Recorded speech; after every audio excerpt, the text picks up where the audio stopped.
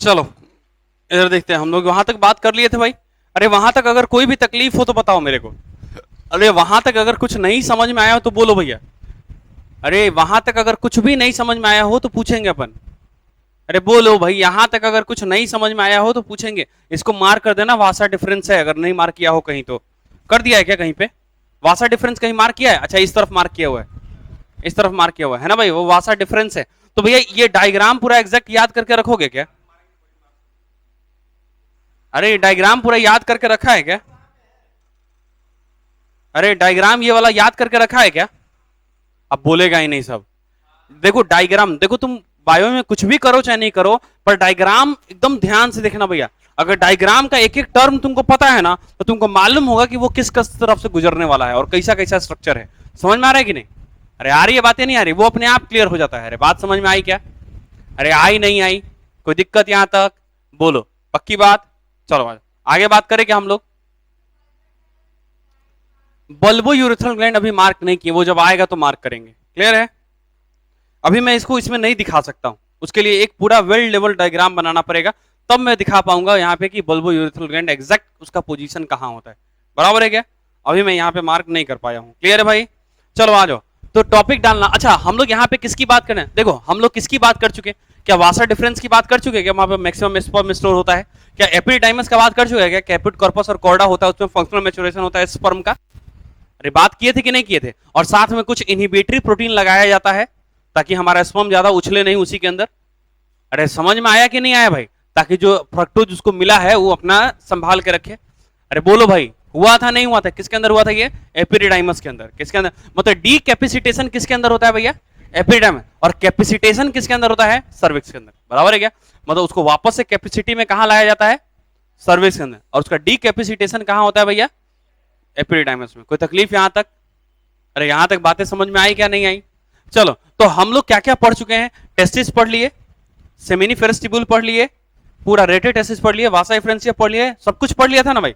अब हम लोग को पढ़ना है, याद करो, जो डायग्राम मैंने बनाया है, जो डायग्राम हम लोगों ने बनाया है, उस डायग्राम में हमारे को सिर्फ दो चीज अभी नहीं पढ़े हैं। वो है हमारे पास एक तो सेमाइनल प्लाज्मा, मतलब सेमाइनल वेसिकल, और एक है हमारा प्रोस्टेट। क्या उसके अलावा कुछ बचा है क्या हमारे पास? देखो जरा, क्या मेल रिप्रोडक्टिव सिस्टम में एक सेमाइनल वेसिकल और प्रोस्टेट के अलावा कुछ डिटेल में पढ़ना है क्या? क्या स्क्रोटम का हर एक मसल के बारे में पढ़ चुके क्या? क्या स्क्रोटम के हर मसल के बारे में पढ़ चुके क्या? क्या टेस्टिस के अंदर जितना भी स्ट्रक्चर होता है, स्पर्म का पाथवे होता है, सब हम बात कर चुके हैं क्या? अरे कर चुके नहीं किए? हमारे पास जब सिर्फ दो चीज बचा है, एक तो बचा है सेमाइनल वेसिकल और एक बचा हमारा प्रोस्टेट। तो बताओ सेमाइनल वेसिकल और प्रोस्टेट जो है वो कोई रास्ता है या एग्जैक्टली कोई ग्लैंड है? ग्लैंड है ना, अपना सिक्रीशन देगा ना वो उसके अंदर, अपना सिक्रीशन देगा वो उसके अंदर। अरे बात समझ में आई नहीं आई? अरे बात समझ में आई या नहीं आई? और एगो तुमको पढ़ना है यूरेथ्रा। अभी तक हम पेनिस और यूरेथ्रा नहीं पढ़े हैं। एगो हम पढ़ेंगे यूरेथ्रा और एक पढ़ेंगे पेनिस। अच्छा यूरेथ्रा की बात करो तो यूरेथ्रा क्या होता है? अरे भैया जो पेनिस होता है ना पूरा मसल, वो पूरा है पेनिस, और उसके अंदर जो पाइपुआ होता है ना, जिन्हें से स्पर्म निकल रहा है और यूरिन निकल रहा है, वो पाइपुआ कच्ची है यूरेथ्रा। यूरेथ्रा फीमेल के अंदर होता है क्या? अबे यूरेथ्रा फीमेल के अंदर होता है क्या? यूरेथ्रा फीमेल के अंदर होता है क्या? तुम लोग बलेल है साफ, पता नहीं डायग्राम कैसे देखता, हमको तो समझे में नहीं आता है तुम लोग का। बताए थे कि ये यूरेटर है, किडनी से आएगा यूरिन यहाँ पे, और यहाँ पे आने के बाद यहाँ से निकलेगा, और इसी को ना हम यूरेथ्रा बोले थे। नहीं बोले थे यूरेथ्रा? मतलब फीमेल ना यूरिन पास नहीं करो, मतलब कभी पेशाब नहीं करेगी। गजब बात का। यूरेथ्रा है कि नहीं है? तो यूरेथ्रा मेल फीमेल दोनों में है, लेकिन क्या फीमेल में पेनिस है क्या? नहीं रे। इसी के ऊपर हम मसल चढ़ा देंगे ना तो उसको क्या बोलेंगे? पेनिस। तो क्या फीमेल में मसल चढ़ेगा क्या? ना, कोई मसल उसल नहीं, डायरेक्ट यही आके ओपन हो जाएगा, बात खत्म। क्लियर है भाई? डायरेक्ट यही ओपन हो जाएगा। क्लियर भाई? और फीमेल यूरेथ्रा छोटा होता है, मेल यूरेथ्रा 18 सेंटीमीटर लंबा होता है। 18 का मतलब ये नहीं कि बाहर 18 सेंटीमीटर होता है। क्लियर है भाई? अंदर होता है यूरेथ्रा बहुत ज्यादा। क्लियर है भाई? 18 सेंटीमीटर लंबा होता है। अरे समझ में आ गया क्या? अरे क्लियर है भाई? यहां तक समझ में? तो यूरेथ्रा मेल में भी होता है और फीमेल में भी होता है। यूरेथ्रा मेल में भी है और फीमेल। तो बताओ यूरेथ्रा किसका छोटा है, मेल का या फीमेल का? तो इन्फेक्शन होने का चांस किसको ज्यादा है, मेल को या फीमेल को? फीमेल को इन्फेक्शन होने का चांस ज्यादा है भैया। यूरेथ्रा छोटा है, डायरेक्ट बैक्टीरियल इन्फेक्शन होगा और डायरेक्ट वो आराम से यूरिनरी ब्लैडर से लेके पहुंच जाएगा कहीं भी। अरे पहुंचेगा नहीं पहुंचेगा, जबकि मेल में 18 सेंटीमीटर लंबा है, वो जब तक ले साला यूरिनरी ब्लैडर में पूछेगा तब तक 20 बार यूरिन निकल जाएगा आगे। अबे निकलेगा कि नहीं निकलेगा बेचारा, हवा के फ्लो, हवा नहीं रे, पानी के फ्लो से बाहर निकल जाएगा। अरे समझ में आ रहा है कि नहीं आ रहा है? आ रही है बातें, नहीं आ रही? तो भाई 18 सेंटीमीटर लंबा है, इसीलिए कभी सुना क्या कि फीमेल के यूरिनरी ब्लैडर या यूरेथ्रा में इन्फेक्शन हुआ है? हाँ, ये तुमको सुनने को आसानी से मिल जाएगा भैया कि फीमेल अब तुमको बताएगी क्या कि हाँ हमारा यूरिनरी ब्लैडर में इन्फेक्शन है। भाई कुछ भी होता है, मतलब आसानी से देखने को मिल जाता है। जो गायनेकोलॉजिस्ट होती है ना भाई, उसके यहाँ बहुत सारा केस आता है सब, बराबर है क्या? लेकिन कभी किसी मेल को देखा किसी लड़का को बोलते हुए भाई इन्फेक्शन हो गया हमरा में ऐसा कुछ सुना क्या आज तक? नहीं, ये चीज नहीं सुना, क्योंकि भैया वो इसमें इन्फेक्शन होने का चांस काफी कम होता है, मतलब बहुत कम होता है, मतलब बहुत ज्यादा कम। इतना बता सकता हूं कि तुम कभी नहीं सुना है, बराबर है क्या? और हम भी नहीं सुने। केस देखे हैं पर सुने नहीं है, मतलब होता है ना किसी का कि मतलब मेरे फ्रेंड सर्कल में या मेरे जान पहचान में ऐसा कोई नहीं। बाकी तो ऐसे तो हम देखबे किए हैं दो चार को। चलो आ जाओ, इसको मिटा दें। चलो समझ में आया क्या? चलो आ गया ना बात समझ में? चलो तो टॉपिक डालना हमारा मेल एसेसरी ग्लैंड। अच्छा बताओ, एसेसरी क्यों बोल रहा हूं? क्या ये एसेंशियल है क्या कि होना ही पड़ेगा? नहीं, ये एसेंशियल नहीं है, ये इसलिए हम लोग बोल रहे हैं मेल एसेसरी ग्लैंड। जहां पे डायग्राम बनाया है ना, उसी के नीचे टॉपिक डाल देना male accessory gland. Male accessory gland कौन कौन सा है? अच्छा, मेल में कौन कौन सा ग्लैंड है एग्जैक्टली? अरे टोटल ग्लैंड हमारे पास कितने हैं भैया मेल के अंदर? कौन कौन सा है बोलो जरा। एक तो हमारे पास सेमाइनल वेजाइकल, दूसरा हमारे पास प्रोस्टेट है, तीसरा हमारे पास बल्बो यूरेथ्रल है जो मैं अभी तक डिनोट नहीं किया हूं, और पांचवा हमारे पास क्या है भैया? एक तो फोर स्किन जो आगे का स्किन होता है उसमें ग्लैंड। अरे बात समझ में आई नहीं आई? अरे उसमें हम लोग, तो ये हम लोग को बात करना है। मतलब अभी एक दिन में हमारा जो है, अगले कल जो है वो हमारा मेल रिप्रोडक्टिव सिस्टम खत्म हो जाएगा, उसके बाद फीमेल रिप्रोडक्टिव सिस्टम हमारा चालू होगा। क्लियर है भाई? वो सिर्फ एक दिन का ही बात है, फीमेल रिप्रोडक्टिव में कुछ है ये नहीं है, बस मेल में ही जो है झमेला है, फीमेल में कुछ नहीं है, तुरंत खत्म हो जाएगा। क्लियर है भाई? स्पर्मेटोजेनेसिस एक साथ पढ़ाया जाएगा, गैमेटोजेनेसिस पढ़ाएंगे, स्पर्मेटोजेनेसिस नहीं। मैं गैमेटोजेनेसिस पढ़ाऊंगा, मेल और फीमेल दोनों का पढ़ाऊंगा एक ही साथ, मेल का फिर फीमेल का, उसको बोलेंगे गैमेटोजेनेसिस। एक बार स्पर्मेटोजेनेसिस फिर oogenesis, दोनों बात करेंगे एक ही साथ। तो हम लोग बात करते हैं सबसे पहले किसकी? मेल एसेसरी ग्लैंड की। अब भैया तैयार हो जाओ बीमारी अपनाने के लिए, तुम भी था वो भी था, है कि नहीं भाई? चलो आ जाओ। मेल एसेसरी ग्लैंड समझना, जो हमारा सेमाइनल वेजाइकल होता है, उसका जो सिक्रीशन होता है, हमारे प्रोस्टेट का जो सिक्रीशन होता है, और जो हमारा स्पर्म होता है, इन तीनों को जब मिला दे तब हम सीमेन बोलते हैं। तो हमारे में से जब इजैकुलेट होता है तो सीमेन इजैकुलेट होता है कि सिर्फ स्पर्म निकलता है?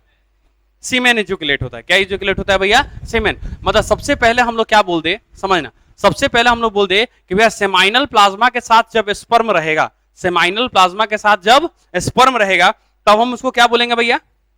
सेमेन। क्या बोलेंगे हम लोग उसको? सेमेन। तो यहां पे लिख देना सेमाइनल प्लाज्मा के साथ, सेमाइनल प्लाज्मा के साथ जब स्पर्म रहेगा तब हम इसको क्या बोलेंगे भैया? सेमेन। अरे सही बात या गलत बात? अरे कोई दिक्कत है क्या यहां तक? अरे कोई दिक्कत है क्या? अच्छा, सेमाइनल प्लाज्मा प्लस स्पर्म तो सीमेन। तो हम लोग बात करें कि सीमेन में क्या क्या कितना कितना मिलता है? अरे स्पर्म है साथ में। अच्छा देखो, अब जो भी हमारा सिक्रीशन हो रहा है, वो किसका हो रहा है भैया? सेमाइनल प्लाज्मा और किसका हो रहा है? अरे सेमाइनल प्लाज्मा और किसका हो रहा है? प्रोस्टेट का सिक्रीशन हो रहा है कि नहीं स्पर्म के अंदर? तो अगर 100% सिक्रीशन मान लिया जाए, 100% सिक्रीशन अगर मान लिया जाए तो 100% सिक्रीशन किसकी वजह से हो रहा होगा? प्रोस्टेट की वजह से और सेमाइनल वेजाइकल। तो लगभग सेमाइनल वेजाइकल की वजह से सिक्रीशन जो है वो लगभग 60 to 70% होता है। कितना होता है भैया? लगभग 62। मतलब जो हमारा सेमाइनल प्लाज्मा है उसकी हम लोग बात करें तो इसमें तो हम लोग बात करते हैं सिक्रीशन। हम लोग किसकी बात करने जा रहे हैं? सिक्रीशन ऑफ, बराबर है क्या? किसकी सिक्रीशन? तो सबसे पहला है हमारा सेमाइनल वेजाइकल का जो सिक्रीशन होता है ये लगभग होता है 60 to 70%। कितना होता है भैया ये? उसके बाद प्रोस्टेट की बात करें, यही तीन हमारे पास में दो मेजर ग्लैंड है ना भैया। प्रोस्टेट की बात करें तो प्रोस्टेट का सिक्रीशन होता है इट इज अप्रोक्सीमेटली 30%। कितना होता है भैया? It is approximately 30%। और एक और ग्लैंड है जो इसका काम कुछ और है लेकिन थोड़ा बहुत सिक्रीशन इसके अंदर भी देता है, उसको हम लोग बोलते हैं बल्बोयूरेथ्रल ग्लैंड। और इसका जो सिक्रीशन है इट इज अप्रोक्सीमेटली 5 to 10%। कितना होता है भैया? लगभग 5 से 10% होता है। बराबर है क्या? अच्छा बताओ, जब सेमाइनल प्लाज्मा रिलीज होगा, जब सेमाइनल प्लाज्मा होगा तो सेमाइनल प्लाज्मा क्या है भैया? सिक्रीशन है। किसका सिक्रीशन है भैया? सेमाइनल वेजाइकल का, प्रोस्टेट का और बल्बोयूरेथ्रल ग्लैंड का। तो जो टोटल सिक्रीशन होगा, अरे देखो मेल के स्पर्म के अंदर जो टोटल सिक्रीशन होगा ग्लैंड का, जो टोटल सिक्रीशन होगा ग्लैंड का, उसमें 70% 60% सिक्रीशन किसका होगा? सेमाइनल वेजाइकल का। 30% किसका होगा? प्रोस्टेट का। और 5 से 10% किसका होगा भैया? बल्बोयूरेथ्रल ग्लैंड का। अरे बात समझ में आई नहीं आई?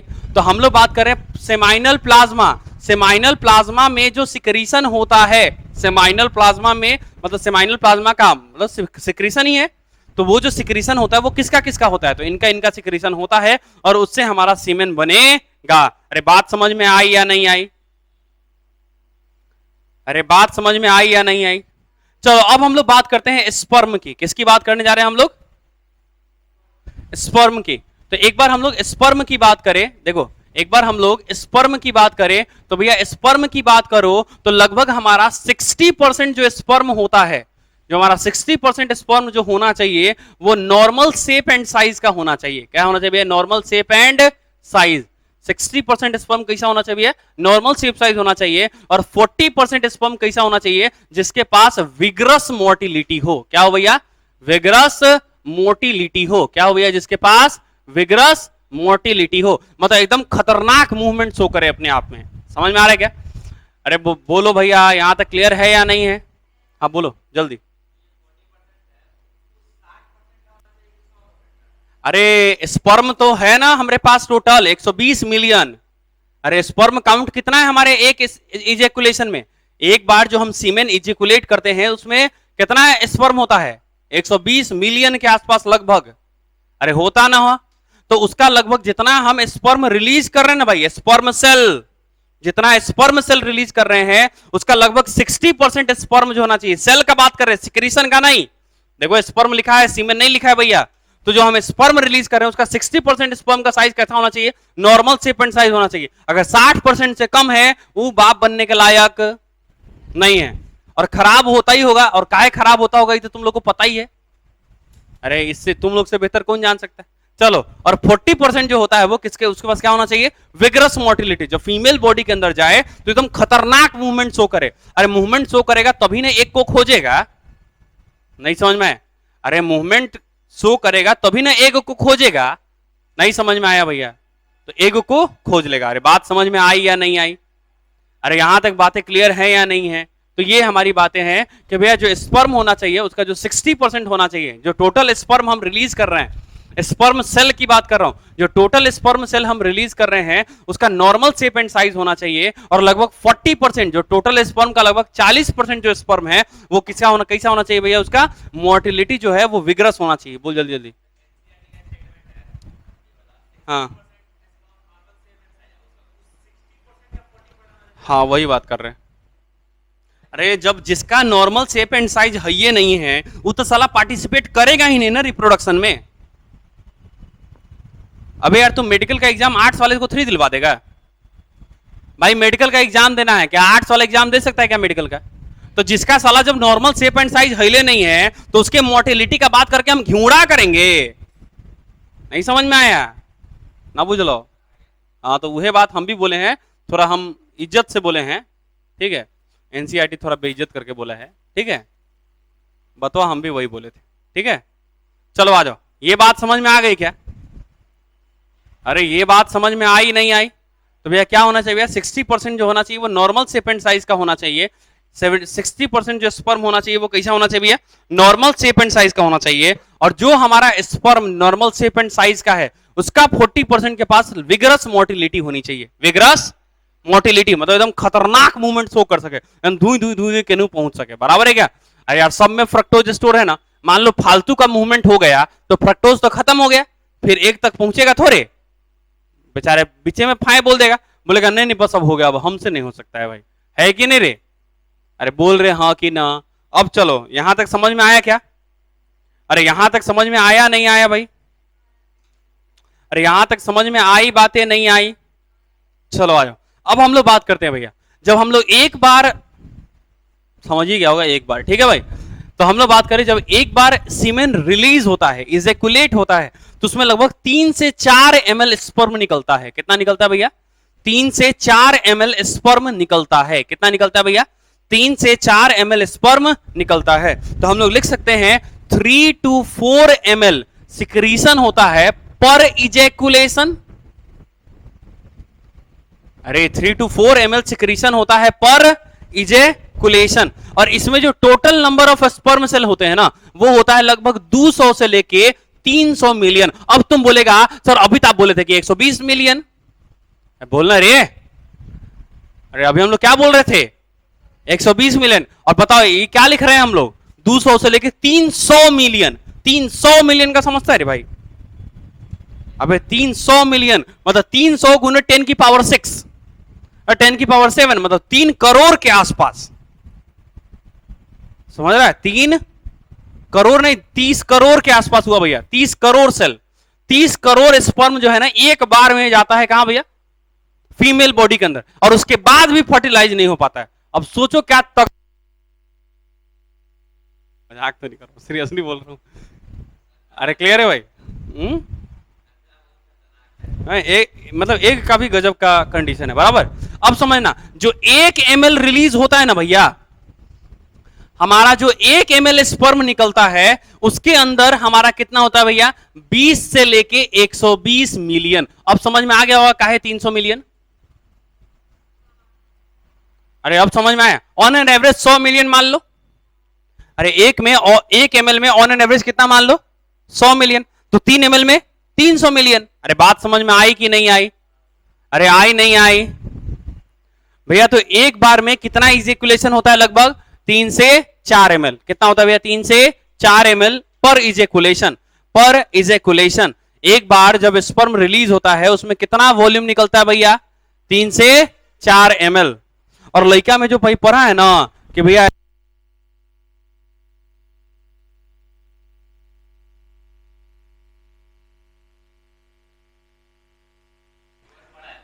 नहीं भाई, लोग अपने में अफवाह उड़ा लेते हैं। जैसे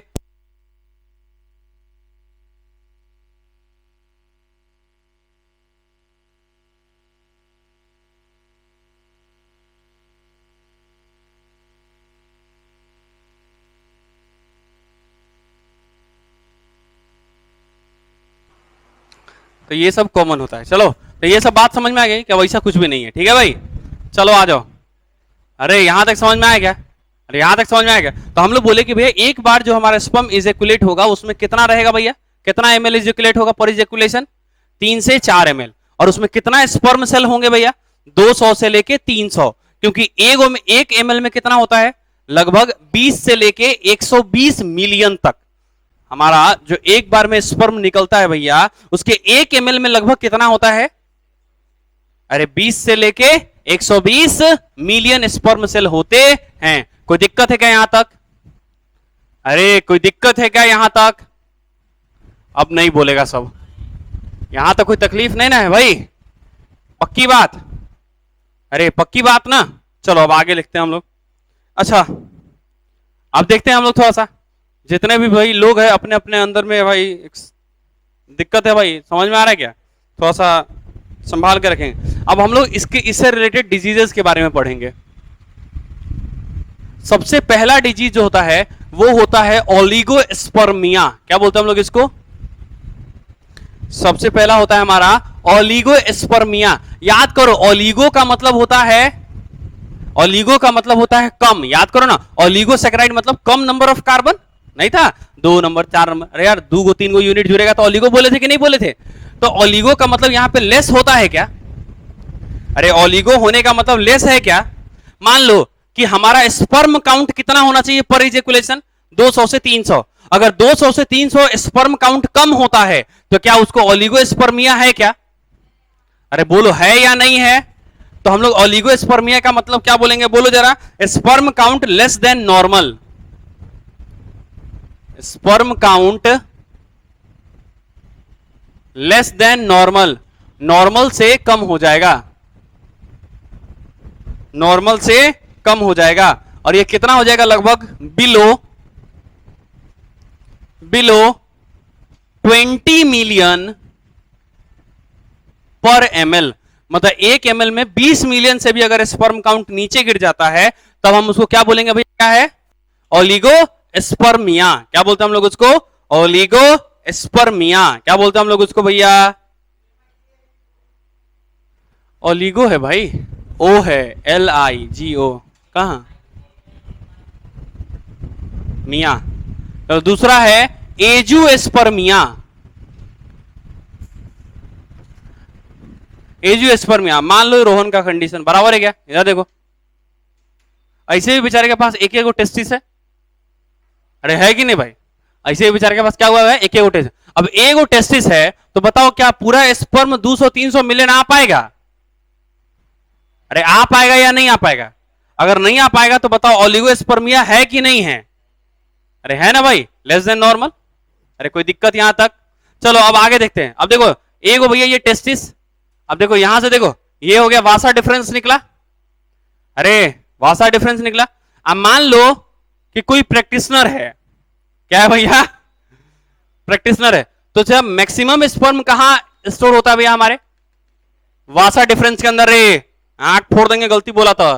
कहां होता है भैया? वासा डिफरेंस के अंदर। बेचारा बहुत प्रैक्टिस हुआ, खत्म हो गया कच्ची यहां का स्पर्म। अब जब स्पर्म खत्म हो गया तो क्या अब कुछ बचा है क्या अंदर? अब कुछ अंदर नहीं बचा हुआ है। अब कुछ अंदर बचा हुआ नहीं है। अब अंदर कुछ बचा हुआ नहीं है तो बताओ जो निकलेगा उसमें स्पर्म सेल रहेगा या नहीं रहेगा? अरे स्पर्म सेल रहेगा या नहीं रहेगा? नहीं रहेगा। या फिर दूसरा कंडीशन मानते हैं, जैसे मान लो प्रैक्टिशनर नहीं है बेचारा, उसका कोनो पकड़ा जबरदस्ती और उसका करवा दिया कथी? नसबंदी करवा दिया, बराबर है क्या? दोनों तरफ का करवा दिया भैया, कटवा दिया इसको। अरे कटवा दिया तो पूरा वास डिफरेंस थोड़ी कटा, किसी पर्टिकुलर पोजीशन। तो अभी यहां पे स्पर्म है कि नहीं है? अरे है कि नहीं है? तो भैया अगर मान लो हम नहीं, ठीक है भाई, अब मान लो कोई जानबूझ के जाता है अपना वासा डिफरेंस कटवाने, बराबर है क्या? तो कटवा मतलब वो चाहता है कि नहीं अब बच्चा नहीं हो, उसके लिए कटवा रहा होगा। क्लियर है भाई? कटवा दिया, क्लियर है भाई? अब क्या होगा? अब गया बेचारा, सेक्सुअल एक्टिविटी परफॉर्म कर दिया उसी दिन। अब बताओ बच्चा पैदा होने का चांस है कि नहीं है? है। काहे है चांस? है क्योंकि इसके अंदर है। तो जिस दिन भैया कटाया जाता है ना, उस दिन से डॉक्टर बोलता है कि भैया 30 दिन तक कुछ ना करिएगा नौटंकी। समझ में आया क्या? 30 दिन तक सेफ्टी मेंटेन करना है। समझ में आया क्या? काहे 30 दिन तक मेंटेन करना है? समझ में आ रहा है क्या? क्योंकि अब जो नया स्पर्म बनेगा वो ऊपर तक जाएगा नहीं, लेकिन इसके अंदर जो है उसको खत्म होने में 30-40 दिन लगेगा कि नहीं लगेगा? चलो अब तो अच्छा, ये 30 दिन जो है ना एक नॉर्मल इंसान के लिए बोला गया। अब बहुत लोग का ऐसा भी होता है कि एक ही दिन में खत्म हो जाता है। ठीक है भाई, वो डिपेंड करता है यूज के ऊपर, है ना, किस प्रकार यूज किया जा रहा है। ठीक है भाई? तो भैया ये ऐसा कोई जरूरी नहीं है कि 30 दिन। अब कोई कोई इंसान होता है जिसका जिस दिन कटता है ना वही दिन खत्म हो जाता है स्पर्म इसमें का। अरे बात समझ में आया क्या? उसके बाद वैसे ही बच्चा नहीं होने वाला है।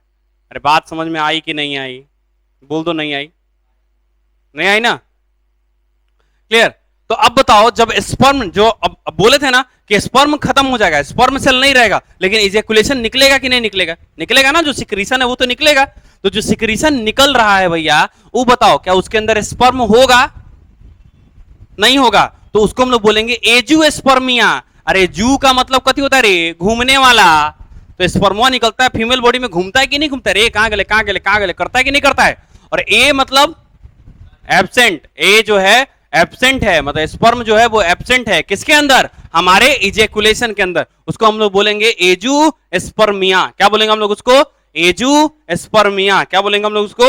एजुएस्पर्मिया। तो लिख देना एब्सेंस ऑफ स्पर्म इन सीमेन। यहां पे लिख देना एब्सेंस ऑफ स्पर्म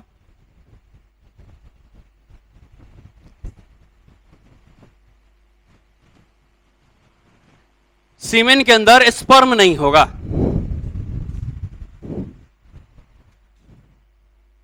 सीमेन के अंदर स्पर्म नहीं होगा, बराबर? अरे ये सब वर्ड इंपॉर्टेंट है या नहीं है? अगला जो वर्ड है हमारे पास वो है नेक्रोस्पर्मिया। अगला जो वर्ड है वो हमारे पास क्या है भैया? नेक्रोस्पर्मिया। नेक्रोस्पर्मिया का मतलब होता है mortality of motility of sperm less than normal,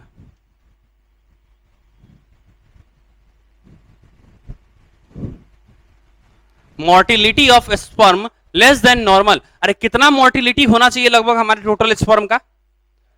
40%। हमारा जो टोटल स्पर्म है उसका लगभग 40% मोर्टिलिटी एकदम तगड़ा होना चाहिए। 40% मोर्टिलिटी एकदम तगड़ा होना चाहिए। 40% मोर्टिलिटी एकदम तगड़ा होना चाहिए। 40% स्पर्म में मोर्टिलिटी एकदम तगड़ा होना चाहिए। लेकिन अगर 40% स्पर्म में मोर्टिलिटी नहीं है तब उस डिजीज को हम लोग क्या बोलेंगे भैया? नेक्रोस्पर्मिया। बताओ ये इन तीनों केस में बाप बनने का चांस कितना परसेंट कम हो जाएगा? अरे क्या कंफर्म बाप बनेगा ये कोई गारंटी के साथ बोल सकता है क्या? नहीं ना भाई, तो वो कम हो जाता है। अरे कोई दिक्कत यहां तक? अरे बराबर है क्या? लेकिन एक बात बता दूं, प्रैक्टिस करने से कोई बहुत ज्यादा फर्क पड़ता नहीं है, ठीक है भाई, पर पड़ता है, पर पड़ता है। बराबर है क्या? अरे बात समझ में आई कि नहीं आई?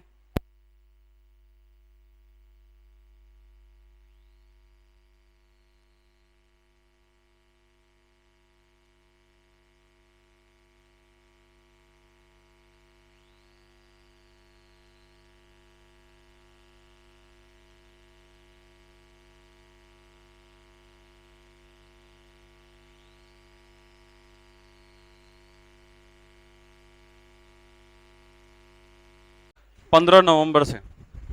चलो आ जाओ। तो हम लोग बात करने जा रहे हैं दैट इज द, कल्ले से टाइम पे आना नहीं तो अलाउ नहीं करेंगे, हम पहले बता रहे हैं। हम लोग बात कर रहे हैं सेमाइनल वेजाइकल की।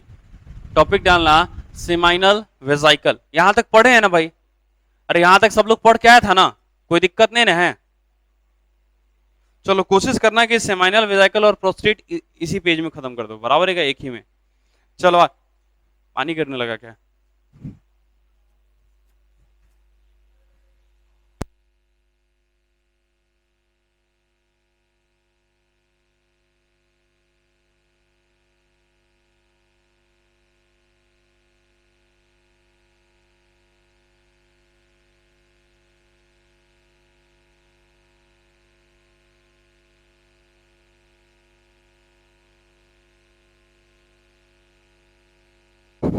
चलो यहां तक समझ। तो टॉपिक डालना दैट इज अ सेमाइनल वेजाइकल। हो गया?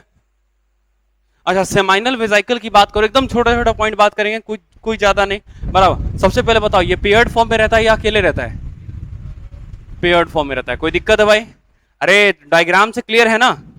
अरे डायग्राम से क्लियर है ना? सेमाइनल वेजाइकल किस में रहता है? पेयर्ड में, अकेले? पेयर्ड में। अच्छा, सेमाइनल वेजाइकल का सिक्रीशन लगभग कितना होता है? अरे हमारे सीमेन के अंदर सेमाइनल वेजाइकल का सिक्रीशन अकेले कितना है? 60 to 70%। मतलब हम लोग अगला स्टेटमेंट लिख सकते हैं 60 to 70% ऑफ टोटल सिक्रीशन। अरे तो 60 to 70% पार्ट ऑफ सीमेन होगा या नहीं होगा? अरे होगा ना? लिखो।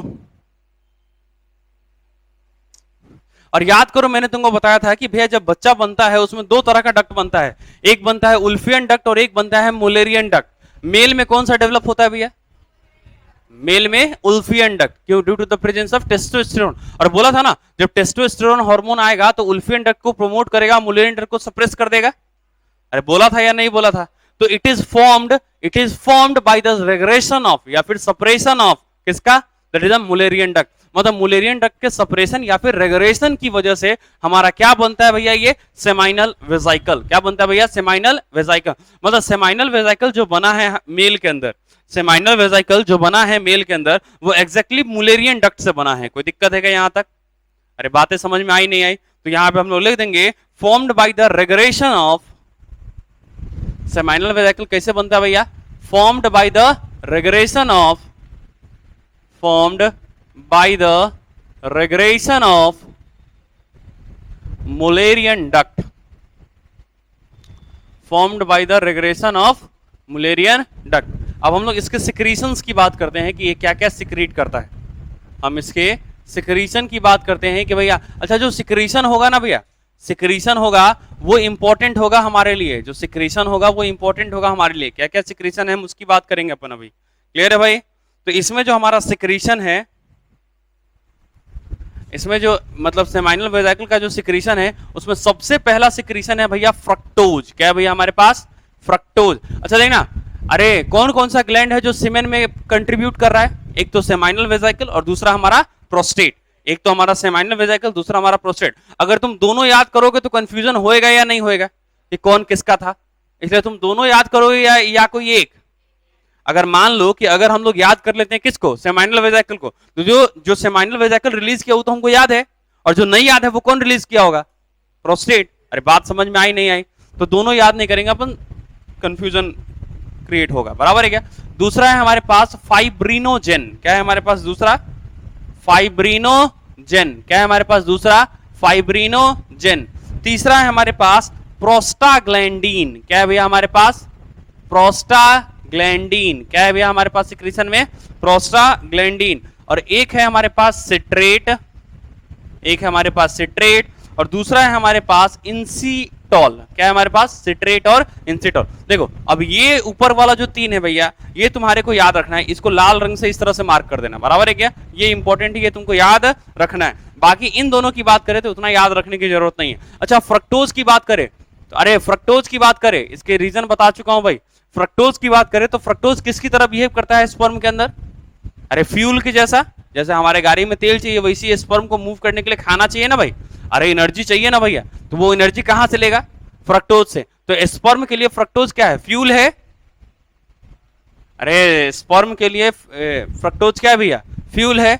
और मान लो कि कोई लड़की बोलती है भैया हमारा रेप हुआ है, तो उसके अंदर वो मिलेगा कि नहीं मिलेगा फ्रक्टोज, क्या उसके बॉडी में मिलना चाहिए, ऐसे नहीं मिलना चाहिए। अगर रेप नहीं हुआ है तो क्या मिलेगा, क्या नहीं, ऐसे नहीं मिलेगा। मतलब हम इसको रेप में यूज करते हैं, रेप डिटेक्शन में। इंसिटॉल, INSITOL, इंसिटॉल केमिकल्स का नाम है, बराबर है क्या। एक तो हो गया हमारा सिट्रेट, दूसरा हो गया हमारा इंसिटॉल, जिसमें तुमको इंसिटॉल और सिट्रेट को याद नहीं रखना है, बराबर है क्या। फ्रक्टोज में उसको लाल रंग से लिखना भैया। जो हमारा फ्रक्टोज है वो हमारा क्या भैया, एक तो फ्यूल की तरह बिहेव करता है, दूसरा हमारे रेप में हेल्प करता है, बराबर है क्या। अगर किसी का रेप हुआ है तो वो पता लगाएगा कि एग्जैक्टली रेप हुआ है या नहीं हुआ है। दूसरा हम लोग बात करते हैं प्रोस्टेट की, किसकी बात करते हैं हम लोग भैया, प्रोस्टेट की। किसकी बात करते हैं हम लोग, अगला प्रोस्टेट की। बताओ, अरे प्रोस्टेट एगो था या दूगो था, एगो था, बराबर है क्या। याद करो ना, पेनिस मतलब यूरेथ्रा की बात करो और प्रोस्टेट की बात करो, सिर्फ यही ना एक थे, बाकी सब पेयर्ड स्ट्रक्चर था हमारे अंदर। अरे था या नहीं था, भूल गए क्या। चलो यहां तक बातें समझ में आ गई क्या, चलो आ जाओ। तो प्रोस्टेट की बात करें क्या हम लोग। अच्छा देखना, तुमको ये नहीं समझ में आया होगा फाइब्रिनोजेन, अरे है ना भाई, नहीं समझ में आया ना भैया फाइब्रिनोजेन। हम इनकी बात करेंगे, समझना जरा एग्जैक्टली क्या होता है। जब स्पर्म निकलने वाला होता है ना भाई, अरे याद करो मैंने तुमको बताया था कि अंदर में स्पर्म कैसा होता है भैया, लिक्विड फॉर्म में ही रहता है भैया, वो नॉर्मल सेल है हमारा, लिक्विड फॉर्म में ही है। जब वो बाहर आ रहा होता है उस वक्त उसको कोएगुलेट करके जमा दिया जाता है, क्या किया जाता है, उसको जमा दिया जाता है, क्या किया जाता है भैया, जमा दिया जाता है। तो ये जो हमारा सेमाइनल वेजाइकल है ना, ये है भैया फाइब्रिनोजेन, इसका जो सिक्रीशन है उसमें क्या है भैया, फाइब्रिनोजेन। अच्छा फाइब्रिनोजेन मतलब फाइबर का फॉर्मेशन करवाएगा, अरे बोलो ना, क्या करवाएगा भैया, फाइबर का फॉर्मेशन करवाएगा। मतलब इस तरह से फाइबर बनवा देगा, अरे बोलो ना, इस तरह से अगर फाइबर बनेगा तो बताओ सब आपस में कोएगुलेट हो जाएगा या नहीं हो जाएगा। अब समझना जरा, जैसे कि मान लो फाइब्रिनोजेन है ना, ये आपस में इस तरह से फाइबर बना दिया, इस तरह से मान लो, अब ये इस तरह से पूरा जाली जाली बन गया, फाइबर बन गया। अब बताओ क्या स्पर्म सेल इसके अंदर फंसेगा कि नहीं फंसेगा हर जगह, अरे फंसेगा ना भाई। मतलब पूरा का पूरा कोएगुलेटेड फॉर्म में आ गया क्या, पूरा का पूरा कोएगुलेटेड फॉर्म में आ गया क्या। वापस सुनना, स्पर्म को जमाने का काम किसका है, प्रोस्टेट का कि सेमाइनल वेजाइकल का, सेमाइनल वेजाइकल का। अच्छा अगर फाइब्रिनोजेन यहां है तो फाइब्रिनोलाइसिन भी होना चाहिए, क्योंकि निकलने के बाद फिर वो वापस टूट जाता है।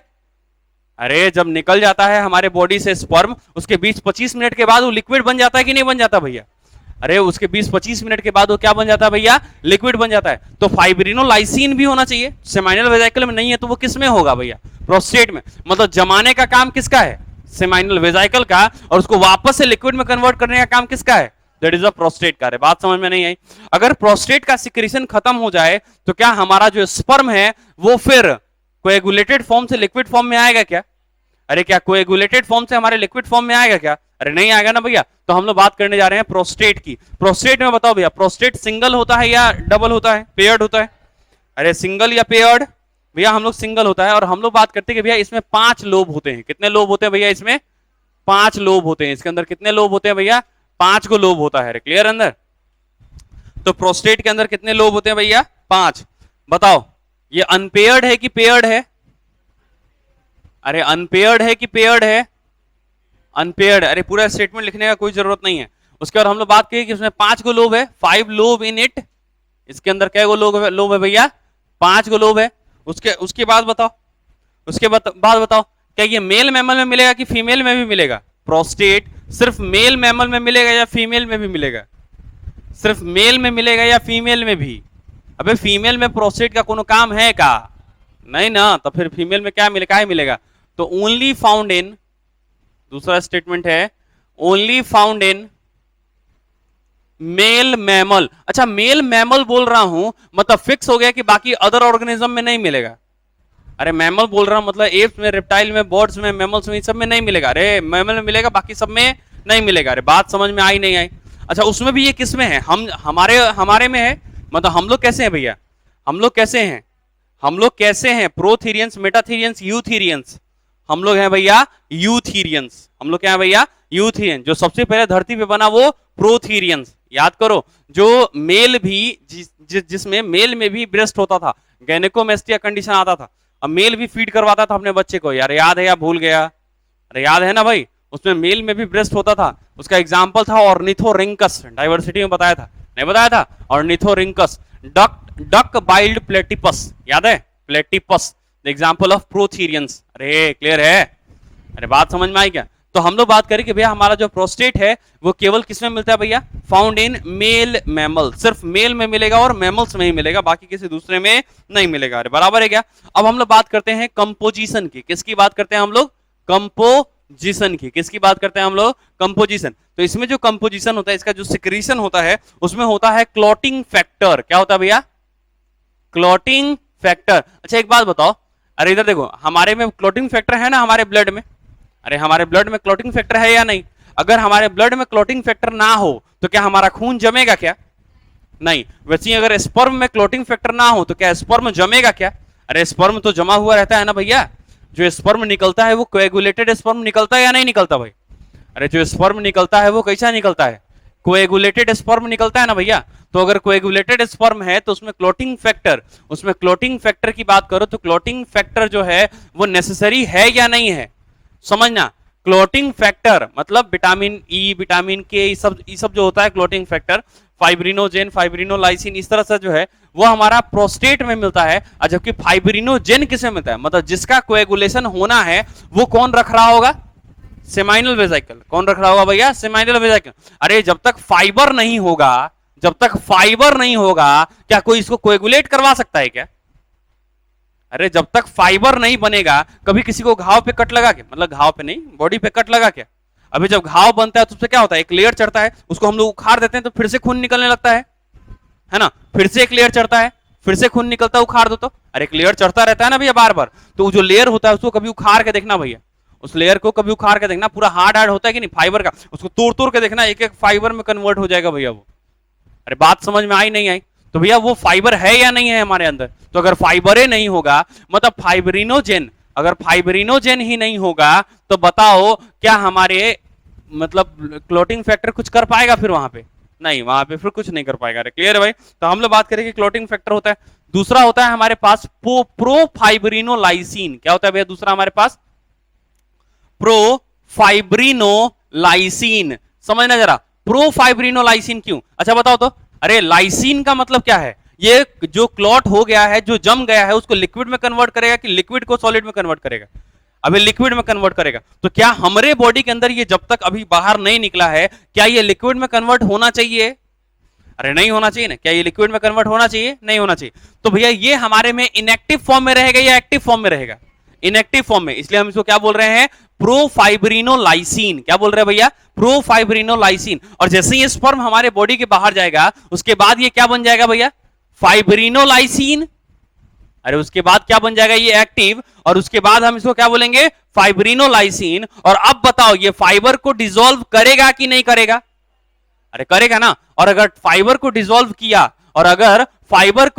किया, तो अब बताओ फाइबर को अगर डिसॉल्व कर दिया तो अब बताओ क्या वापस से स्पर्म लिक्विड फॉर्म में आ गया क्या? अरे आया नहीं आया भैया? आ गया ना भाई। तो ये हमारी बात हो गई। तीसरा सिक्रीशन होता है सिट्रिक एसिड। क्या होता है भैया तीसरा सिक्रीशन? Citric acid. उसमें था सिट्रेट, इसमें है भैया सिट्रिक एसिड। और चौथा जो सिक्रीशन है हमारे पास वो है हमारा कैल्शियम और फॉस्फोरस। क्या है हमारे पास? कैल्शियम और फॉस्फोरस। क्या है हमारे पास? कैल्शियम और फॉस्फोरस। अरे बात समझ में आई या नहीं आई? अरे बात समझ में आई या नहीं आई? कोई दिक्कत यहां तक? अच्छा ये इधर वाला मिटा दूं क्या? अरे ये इधर वाला मिटा दूं क्या? कोई दिक्कत है भाई इधर वाला? अरे इधर वाला मिटाने में कोई तकलीफ नहीं ना है? चलो कॉपी के छत पे लिखना। अब कॉपी के छत पे बोल रहा हूं, नॉर्मल फिर से अब यही सब हम लोग फिर से बात करेंगे एक बार कि कैसे जमता है और कैसे नहीं जमता है। अरे क्लियर है भाई? एक बार समझना। देखो इस तरफ हम डाल रहे हैं एसवी। एसवी का मतलब क्या है भैया? एसवी का मतलब सेमाइनल वेजाइकल। और इस तरफ भैया है हमारे पास प्रोस्टेट। क्या है हमारे पास इस तरफ? प्रोस्टेट। अब देखो दोनों मिलके कैसे काम करता है वो बात करने जा रहे हैं। दोनों का सिक्रीशन अलग अलग देख लिए। सेमाइनल वेजाइकल क्या क्या सिक्रीट करता है बताओ जरा? फ्रक्टोज सिक्रीट करता है, फिर क्या सिक्रीट करेगा? अरे फाइब्रिनोजेन। और क्या सिक्रीट करेगा भैया? और क्या सिक्रीट करेगा? और क्या सिक्रीट करेगा भैया?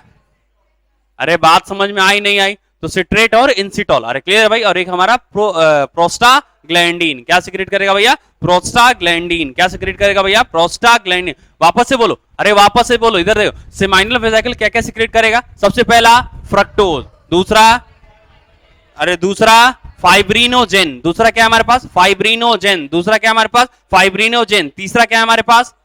प्रोस्टाग्लैंडिन। चौथा हमारे पास सिट्रेट। और पांचवा हमारे पास इंसिटॉल। जिसमें से केवल तुम्हारा 3 ही इंपॉर्टेंट है जो तुमको याद रखना है। वो कौन कौन सा भैया? फ्रक्टोज, फाइब्रिनोजेन और प्रोस्टाग्लैंडिन। और प्रोस्टेट क्या क्या सिक्रेट करता है ये याद करने की जरूरत है क्या? नहीं ना? ये उसको याद कर लोगे, ये अपने आप याद हो जाएगा, क्योंकि हमको पता है ये कंटेंट मिलता है भैया। अरे आया नहीं आया? बताओ तो भैया। जो प्रोस्टेट का सिक्रीशन होगा उसमें फाइब्रिनोलाइसिन मिलेगा कि प्रोफाइब्रिनोलाइसिन मिलेगा? मतलब हमारे बॉडी में इनएक्टिव रहेगा कि, अरे ये तो सोचने वाला बात है। हमारे शरीर से वो कोएगुलेट होकर बाहर निकलता है कि टूट के बाहर निकलता है? कोएगुलेट होकर बाहर निकलता है। जब कोएगुलेट होकर बाहर निकलता है तो प्रोफाइब्रिनोलाइसिन है कि लाइसिन का मतलब फाइब्रिनोजेन को तोड़ेगा। तो हमरे अंदर तोड़ेगा नहीं, हमरे बाहर तोड़ेगा। तो भैया वो क्या है भैया? प्रोफाइब्रिनोलाइसिन है हमारे बॉडी के अंदर। क्लियर भैया? अच्छा देखो, सेमाइनल वेजाइकल से एक सिक्रीशन है जिसको हम लोग बोलते हैं फाइब्रिनोजेन। सही बात है? अरे ये इसी का ना मेन काम है हमारे पास कोएगुलेशन में। तो हमारे पास है फाइब्रिनोजेन। कोई दिक्कत है यहां तक? अब देखो यहां पे प्रोस्टेट है, और प्रोस्टेट का भैया 2 सिक्रीशन है। प्रोस्टेट के कितने सिक्रीशन भैया? 2 भैया। एक तो सिक्रीशन है हमारे पास क्लॉटिंग एंजाइम। क्या है हमारे पास? Clotting enzyme. अच्छा बताओ, जब तक क्लॉटिंग एंजाइम नहीं होगा तब तक क्लॉट होगा क्या स्पर्म? अरे बताओ, क्या वो जमेगा क्या? और दूसरा सिक्रीशन है प्रोफाइब्रिनोलाइसिन। है या नहीं है? अरे दूसरा सिक्रीशन क्या भैया? प्रोफाइब्रिनोलाइसिन। अच्छा बताओ, फाइब्रिनोजेन जब क्लॉटिंग फैक्टर के साथ मिलेगा तो ये फाइबर बनाएगा कि नहीं बनाएगा? अरे क्लॉट करेगा कि नहीं करेगा? क्लॉटिंग फैक्टर भी है और फाइबर भी है, क्लॉट करेगा कि नहीं करेगा? जब ये दोनों आपस में मिलेगा तो बताओ फाइब्रिन तैयार करेगा क्या? फाइबर? अरे बताओ ना, फाइबर बनाएगा क्या? तो बताओ, अगर फाइबर बनाया तो कोएगुलेशन ऑफ सीमेन हुआ या नहीं हुआ? अरे कोएगुलेशन ऑफ सीमेन होगा क्या? अब नहीं बोलेगा सब। अरे होगा या नहीं होगा? अच्छा, अब जो बाहर निकलेगा स्पर्म, वो कोएगुलेटेड स्पर्म निकलेगा कि लिक्विड स्पर्म निकलेगा भैया? अरे यार, जो बाहर निकलेगा वो कोएगुलेटेड निकलेगा ना भैया? वो किस फॉर्म में निकलेगा? कोएगुलेटेड फॉर्म में निकलेगा। किस फॉर्म में निकलेगा भैया? कोएगुलेटेड फॉर्म में निकलता है, लिक्विड फॉर्म में नहीं निकल। अरे लिक्विड कैसा होता है नहीं पता है क्या तुमको? अरे क्लियर है भाई? कोएगुलेशन मतलब थोड़ा सा जमा हुआ बाहर निकलेगा। अरे बात समझ में आई या नहीं आई? तो बताओ, क्या एज इट इज बाहर निकलेगा क्या? तो हम लोग बोलेंगे इजेकुलेशन ऑफ,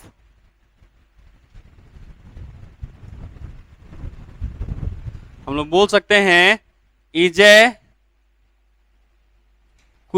ऑफ कोएगुलेटेड,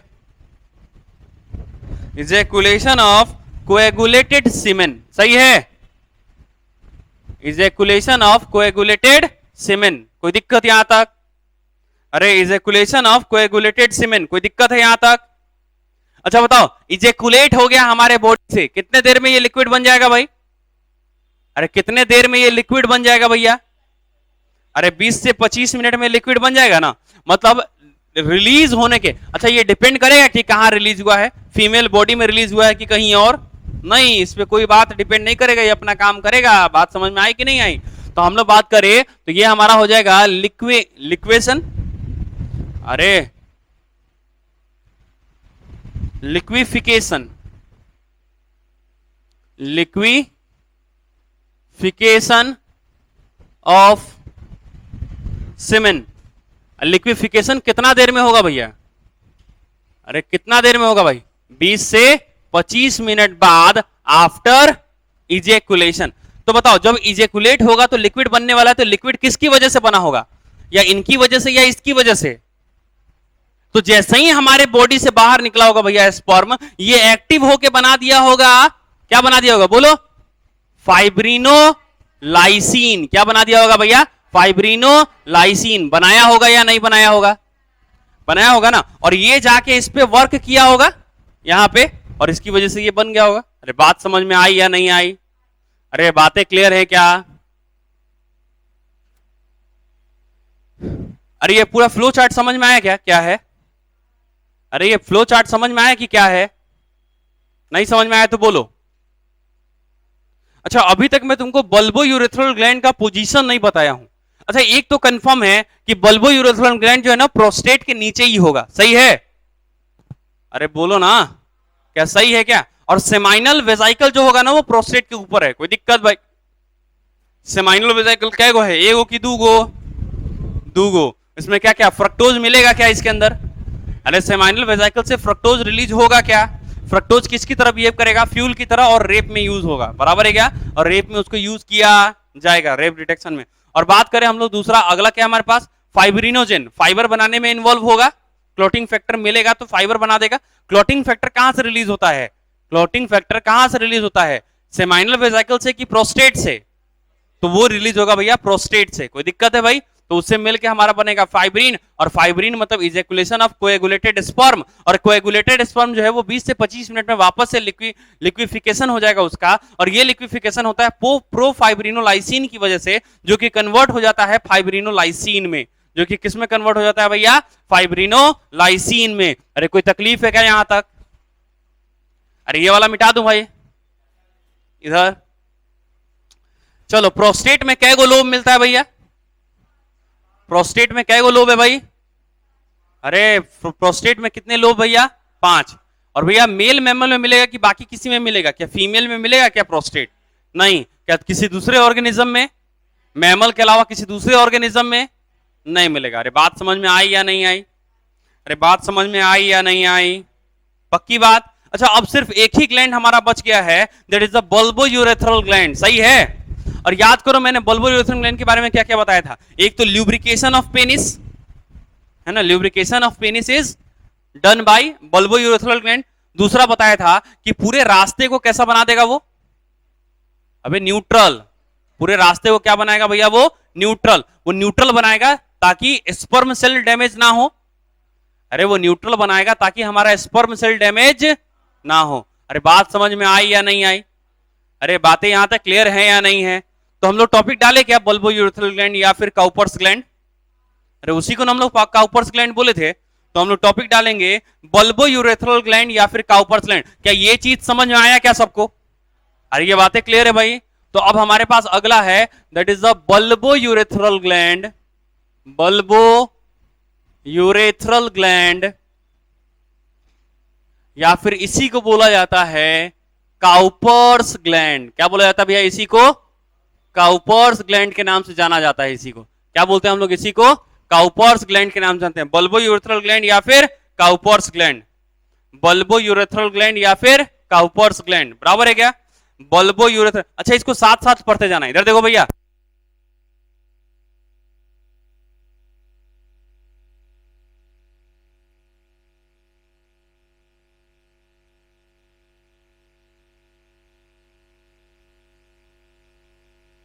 जाएगा पूरे जीवन में। अरे बात समझ में आई या नहीं आई?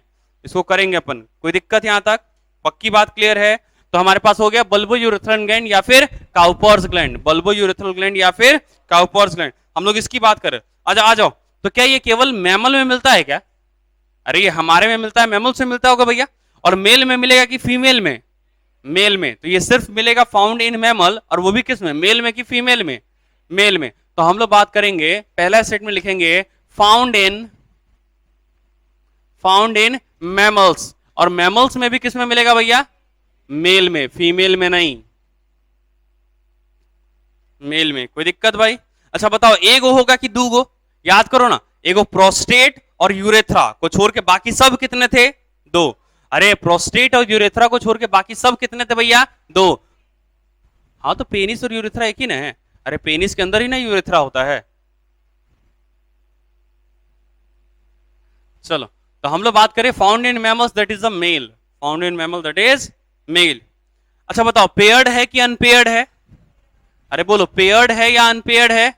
तो भैया ये पेयर्ड होता है। कैसा होता है भैया हमारा ये, पेयर्ड होता है। कैसा होता है भैया हमारा ये, पेयर्ड होता है। अच्छा बताओ, क्या हमारे यूरेथ्रल, ये जो हमारा यूरेथ्रल लाइनिंग होता है, जो अंदर का जो लाइनिंग है, क्या उसको उसके एसिडिटी को न्यूट्रलाइज करता है क्या? कहा कैसे कैसे? पेशाब निकलेगा, एसिडिक हो जाएगा, उसको वापस से ठीक कौन करेगा, बल्बो यूरेथ्रल ग्लैंड। कौन ठीक करेगा भैया, बल्बो यूरेथ्रल ग्लैंड। कौन ठीक करेगा उसको, बल्ब। अगर नहीं ठीक किया तो क्या हो जाएगा? अरे फर्टिलाइजेशन इफेक्ट हो जाएगा क्या?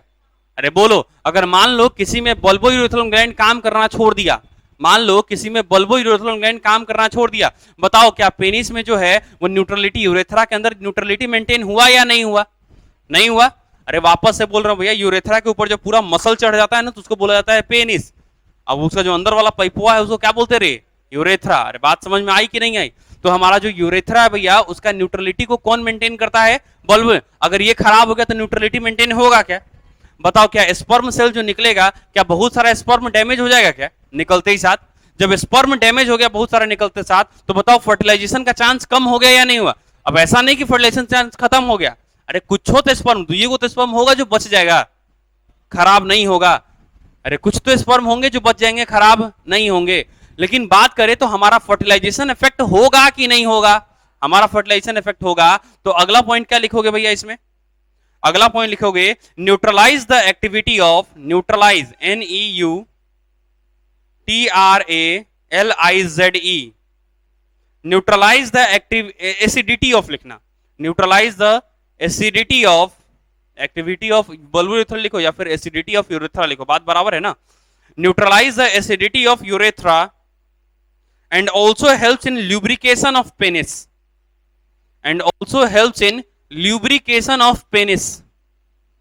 ल्यूब्रिकेशन करेगा, समझ में आ रहा है क्या?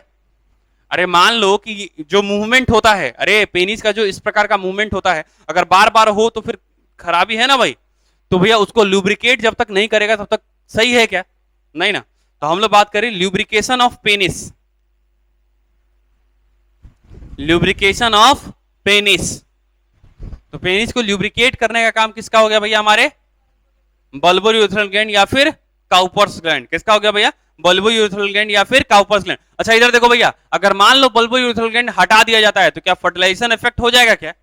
क्या फर्टिलाइजेशन खत्म हो जाएगा क्या? नहीं। अरे स्पर्म सेल अभी भी तो बचे हुए हैं ना थोड़ा बहुत, नहीं तो फर्टिलाइजेशन पूरी तरह से खत्म नहीं होगा, पर फर्टिलाइजेशन इफेक्ट जरूर हो जाएगा। अरे बात समझ में आई या नहीं आई? तो लिखेंगे if bulbo urethral gland is removed, अगला पॉइंट है if bulbo urethral gland is removed, if bulbo urethral gland is removed, if bulbo urethral gland is removed, if bulbo urethral gland is removed, then fertilization will be affected, then fertilization will be affected। fertilization में SA होता है, ठीक है। fertilization will be affected। अरे effect होगा कि नहीं होगा भैया फर्टिलाइजेशन? अरे होगा या नहीं होगा? तो भैया जो न्यूट्रलाइज एसिडिटी ऑफ लिखा है ना भैया यूरेथ्रा, उसको इंपॉर्टेंट मार्क कर लेना। क्लियर है भाई? और जो आखिरी दो पॉइंट है ना वो इंपॉर्टेंट है, बल्बो यूरेथ्रल ग्लैंड का जो आखिरी दो पॉइंट है वो इंपॉर्टेंट है, एग्जाम में आया हुआ है। क्लियर है भाई?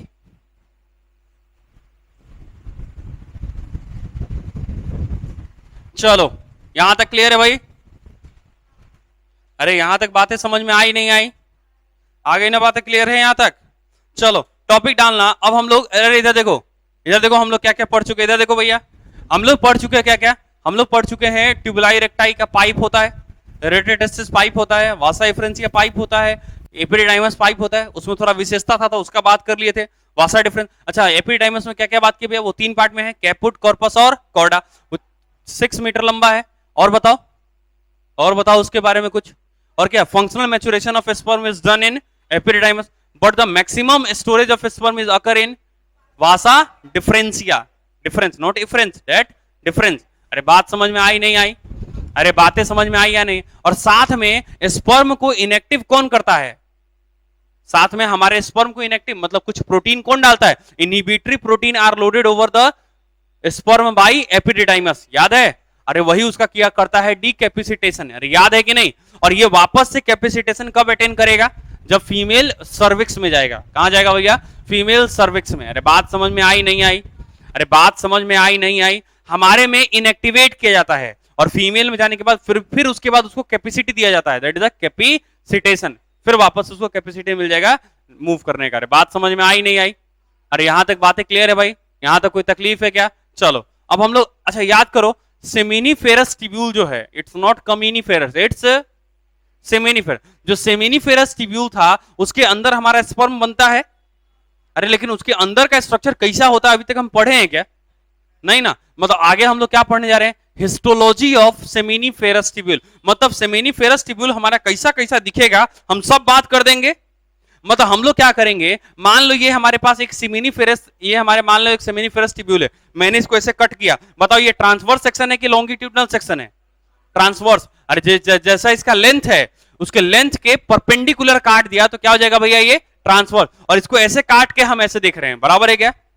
अरे ये हमारा सेमिनिफेरस टिब्यूल है, हमने इसको ऐसे काट दिया, इसको हमने काटा ऐसे और इसको ऐसे देख रहे हैं। अरे क्लियर भाई? और अब हम इसको स्टडी करेंगे कैसा दिखेगा। अरे बात समझ में आई नहीं आई? अरे बातें क्लियर हैं या नहीं है? तो हम लोग टॉपिक डालेंगे, दैट इज द टॉपिक डालो, that is the histology of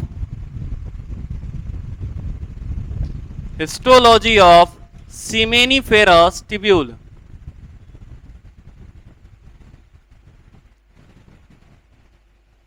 histology of seminiferous tubule topic है हमारे पास, हिस्टोलॉजी ऑफ सेमिनिफेरस टिब्यूल।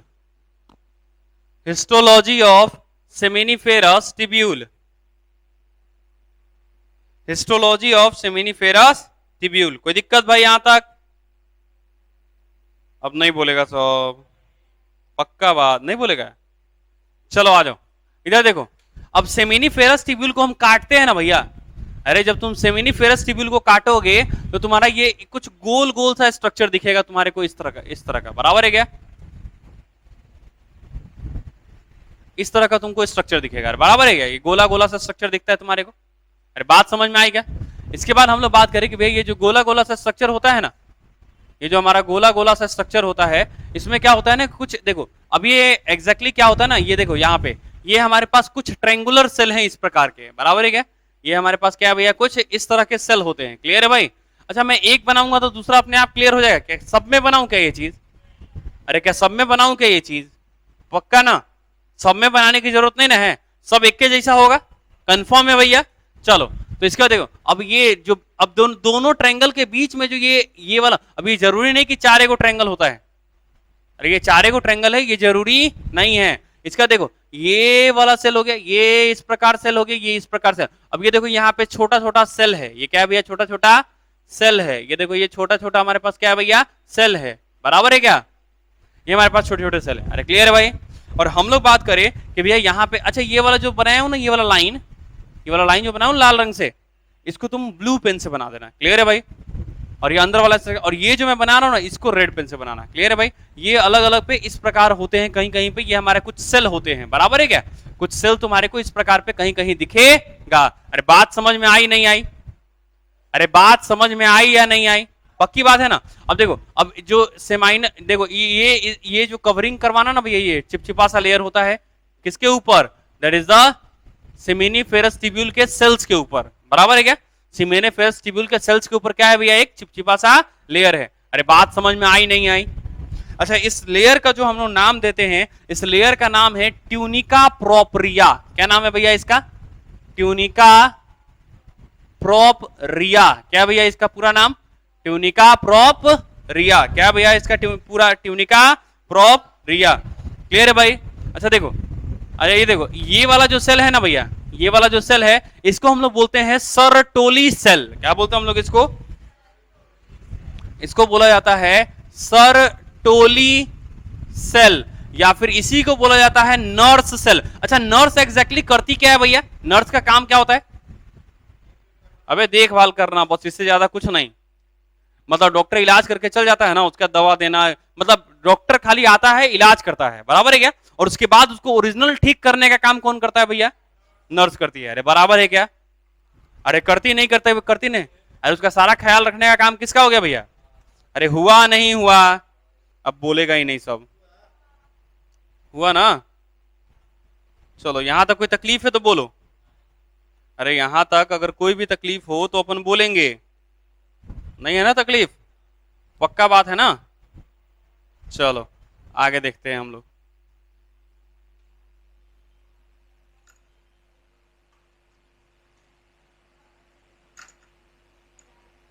चलो हो गया क्या? ये वाला डायग्राम बन गया क्या? चलो आ जाओ। और ये देखो, ये देखो, ये छोटा छोटा सेल है ना, अरे ये देखो ना, ये छोटा छोटा सेल इस टाइप का दिख रहा है क्या? अरे ये दिख रहा है क्या? अरे इस टाइप का दिख रहा है या नहीं दिख रहा है? ये क्यूब टाइप का दिख रहा है, क्यूब टाइप का। तो इसको हम लोग बोलेंगे क्यूबॉइडल सेल। क्या बोलेंगे हम लोग इसको?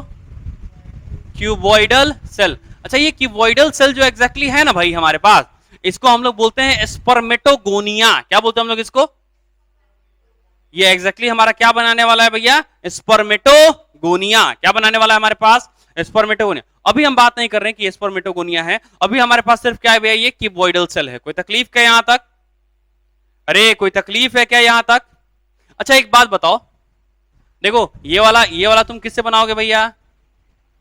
ये वाला ब्लैक से, ये वाला ब्लू से, और ये वाला रेड से। कोई दिक्कत भाई यहां तक? अरे कोई दिक्कत है यहां तक? चलो ये जो चिपचिपा सा लेयर बनाना है वो किससे बनाना है भैया? ब्लैक कलर से। कोई दिक्कत भाई? अरे ये देखो, ये देखो, ये वाला जो हमारा सेल होता है ना, इसको हम लोग बोलते हैं लेडिंग सेल। क्या बोलते हैं हम लोग इसको? Leydig cell. या फिर इसी को हम लोग बोलते हैं इंटर एस्टियल सेल। क्या बोलते हैं हम लोग इसको? Interstitial cell. कोई दिक्कत भाई यहां तक? चिपचिपा सा लेयर बना दिए क्या? जल्दी बनाओ, सबके ऊपर होगा, उधर भी होगा।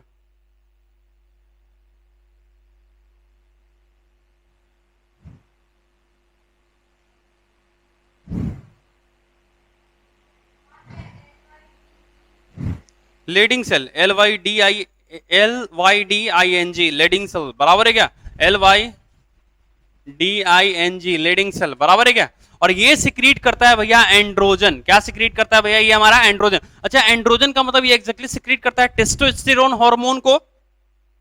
अरे बोलो ना, अरे मेल में टेस्टोस्टेरोन हार्मोन होता है, और बोला था कि भैया जो टेस्टोस्टेरोन रिलीज होता है वो टेस्टिस से रिलीज होता है। तो टेस्टिस में क्या है हमारे पास?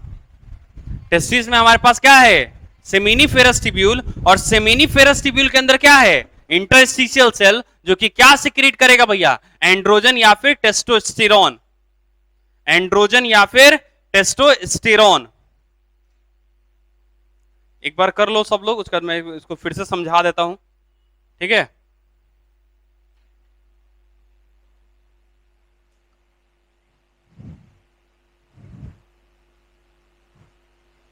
जल्दी करेंगे थोड़ा।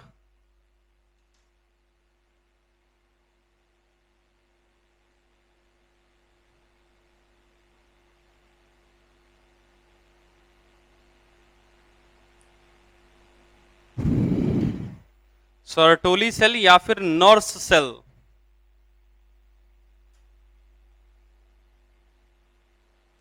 सर्टोली सेल या फिर नर्स सेल। मिटा दूं? ट्यूनिका प्रोप्रिया, PROP, उसमें छोटा सा पी लगा दो। चलो आ जाओ, ट्यूनिका प्रोप्रिया आ जाओ, बात करें क्या हम लोग थोड़ा सा? अरे इधर देख, इधर देख, सब लोग शांत, इधर देखो भाई, यहां देखो क्या है हमारे पास। एग्जैक्टली हमारे पास ये देखो, अरे देखो ना ले तनीसा, तनिषा देख लो फिर लिखते रहना, हम उधर लिखेंगे, टेंशन नहीं लो, मिटाएंगे नहीं, ठीक है भाई। जैसे मान लो ये हमारा पूरा पूरा ये हमारा हो गया, क्या हो गया, सेमिनिफेरस्टिबल। जैसे ये सेमिनिफेरस्टिबल, काटा इसको, ऐसे देखा, बताओ ये सर्कुलर दिखेगा या नहीं दिखेगा।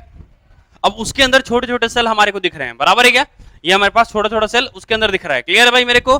देखो ये हमारे ये जो सेल के ऊपर जो कवरिंग मिलता है उसको हम बोलते हैं ट्यूनिका प्रोप्रिया। क्या बोलते हैं हम लोग इसको, ट्यूनिका प्रोप्रिया। क्या बोलते हैं हम लोग इसको, ट्यूनिका प्रोप्रिया। क्या बोलते हैं हम लोग इसको, ट्यूनिका प्रोप्रिया। क्या बोल रहे हैं हम लोग इसको भैया, ट्यूनिका प्रोप्रिया। अरे बात समझ में आई कि नहीं आई, अरे बात समझ में आई नहीं आई। इसके बाद समझना, ये जो हमारा सेल होता है ना भैया, ये जो हमारा सेल है वो एग्जैक्टली इस तरह का सेल होता है। ये हमारा क्यूबॉइडल सेल है, क्यूब टाइप का है या नहीं है, सारा सेल ऐसा ही होता है। बाद में कुछ सेल मॉडिफाई होकर ट्रेंगुलर शेप बना देते हैं। क्या बनाते हैं भैया, कुछ सेल ट्रेंगुलर शेप बना देते हैं। बात क्लियर है क्या। जो हमारा ट्रेंगुलर शेप सेल बनता है उसको हम लोग क्या बोलते हैं, सर्टोली सेल। क्या बोलते हैं हम लोग इसको, सर्टोली सेल। जो ट्रेंगुलर शेप सेल है उसको क्या बोलेंगे, सर्टोली सेल या फिर नर्स सेल। क्या बोलेंगे हम लोग इसको, नर्स। अच्छा एग्जैक्टली देखो ये वाला जो सेल है ना भैया, ये वाला जो सेल है क्यूबॉइडल सेल, इसी का काम है स्पर्म का फॉर्मेशन करना। स्पर्म को बनाने का काम किसका है, ये भैया क्यूबॉइडल सेल, दैट इज इसको हम लोग बोलते हैं स्पर्मेटोगोनिया। क्या बोलते हैं हम लोग इसको, स्पर्मेटोगोनिया। स्पर्मेटोगोनिया क्या है भैया हमारे पास, स्पर्मेटोगोनिया। और ये स्पर्मेटोगोनिया जब डिवाइड करेगा तो सेल बनाएगा और वो फर्दर क्या बनाएगा भैया, स्पर्म। क्या बनाएगा भैया, फर्दर स्पर्म। क्या बनाएगा भैया, फर्दर स्पर्म। फर्दर क्या बनाएगा भाई, कोई दिक्कत यहां तक, अरे कोई दिक्कत यहां तक, अरे बोलो यहां तक समझ में आया। अच्छा देखो तो ये वाला जो सेल है इसका काम क्या है भैया, स्पर्म बनाने का काम। अब जब स्पर्म बन जाता है ना, तो जैसे ये वाला हमारा मान लो ये ट्रेंगुलर शेप सेल है, तो ये जो स्पर्म का जो हेड है ना वो इस तरह से डूब जाता है किसके अंदर, सर्टोली सेल्स के अंदर। किसके अंदर घुस जाता है भैया, सर्टोली सेल के अंदर। और सर्टोली सेल उसके अंदर थोड़ा बहुत चेंज करता होगा, जो नया स्पर्म बना है उसको मैच्योर करता होगा वहां पे थोड़ा बहुत, लेकिन फाइनल जो फंक्शनल मैच्योरेशन जो होना है वो तो होना है भैया एपिडिडाइमस में। फंक्शनल मैच्योरेशन कहां होना है भैया, एपिडिडाइमस में। लेकिन यहां पे भी थोड़ा बहुत मैच्योर होगा या नहीं होगा, तो उसका जो ध्यान रखने का, जो नया जो सेल बना है उसका जो नरिशमेंट करने का काम है, उसका जो ध्यान रखने का काम है वो किसका भैया, सर्टोली सेल। तो हम लोग बोले Sertoli cell provide nourishment to our sperm cell.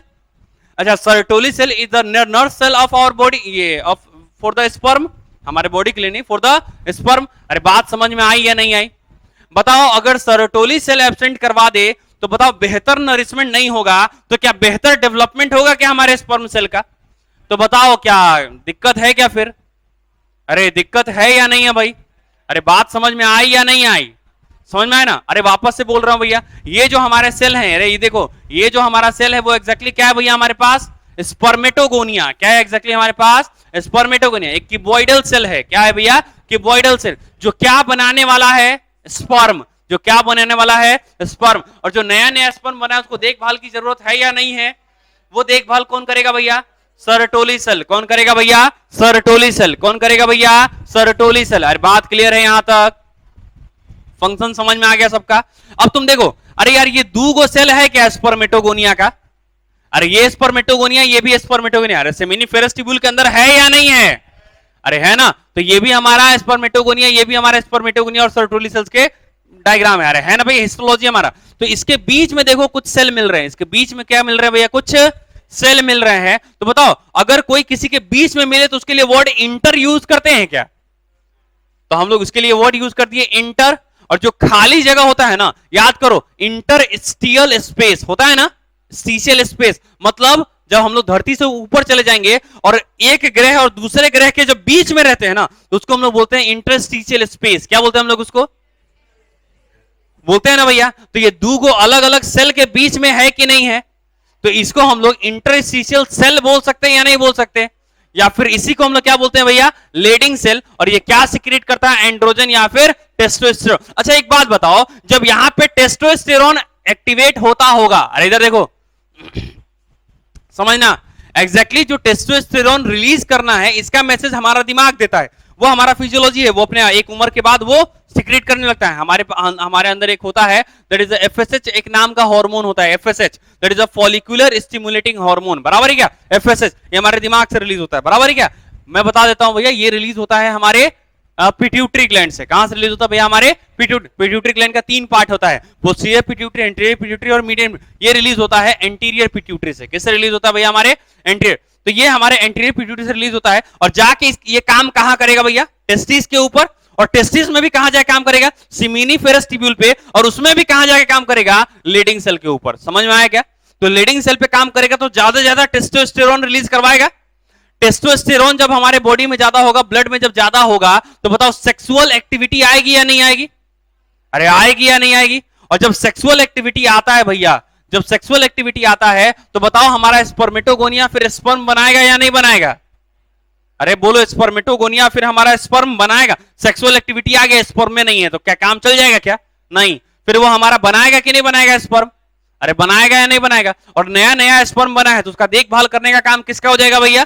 Sertoli cell का। तो समझ में आया? अच्छा एक बात बताओ, जब हमारे बॉडी में बहुत ज्यादा स्पर्म बन जाएगा, जब हमारे बॉडी में बहुत ज्यादा स्पर्म बन जाएगा तो फिर वापस क्या होगा? उस स्पर्म को रोका जाएगा बनना। मतलब टेस्टोस्टेरोन मैसेज भेजेगा, बोलेगा बस बस हो गया, बहुत बन गया है, शरीर में वैसे ही हार्मोन का लेवल बहुत हाई है। अरे शरीर में हार्मोन का लेवल वैसे ही बहुत हाई है, अब बस रुक जाओ। अच्छा हाई कब हो जाएगा भैया? हमारे बॉडी में हार्मोन लेवल हाई कब हो जाएगा? जब वो स्टोर होता रहे। अरे जब वो हमारे बॉडी में स्टोर होता रहे तब वो हमारे बॉडी में क्या हो जाएगा भैया? हाई लेवल पे चला जाएगा। अरे बात समझ में आई? और उस केस में क्या हो जाएगा भैया? स्पर्म फॉर्मेशन थोड़े समय के लिए रुक जाएगा। बराबर है क्या? और अगर परफॉर्म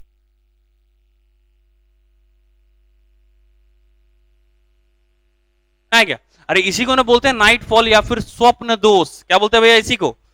स्वप्न। जैसे स्पर्म लगातार बन रहा है, बहुत सारा स्पर्म बन गया, पूरा वासा डिफरेंस भर गया। अच्छा पूरा वासा डिफरेंस भर गया ना, तो मतलब स्वप्न दोष क्या होता है भैया? मतलब सपने में ऐसा आता है जैसे I am performing the sexual activity, सपने में ऐसा होता है। बराबर है क्या? और ऐसा होने के बाद सपने में ही स्पर्म रिलीज हो जाएगा। बराबर है क्या? नाइट फॉल या फिर इसी को हम लोग क्या बोलते हैं हिंदी में? स्वप्न दोष। अरे क्लियर है भाई? अरे बात समझ में आई या नहीं आई?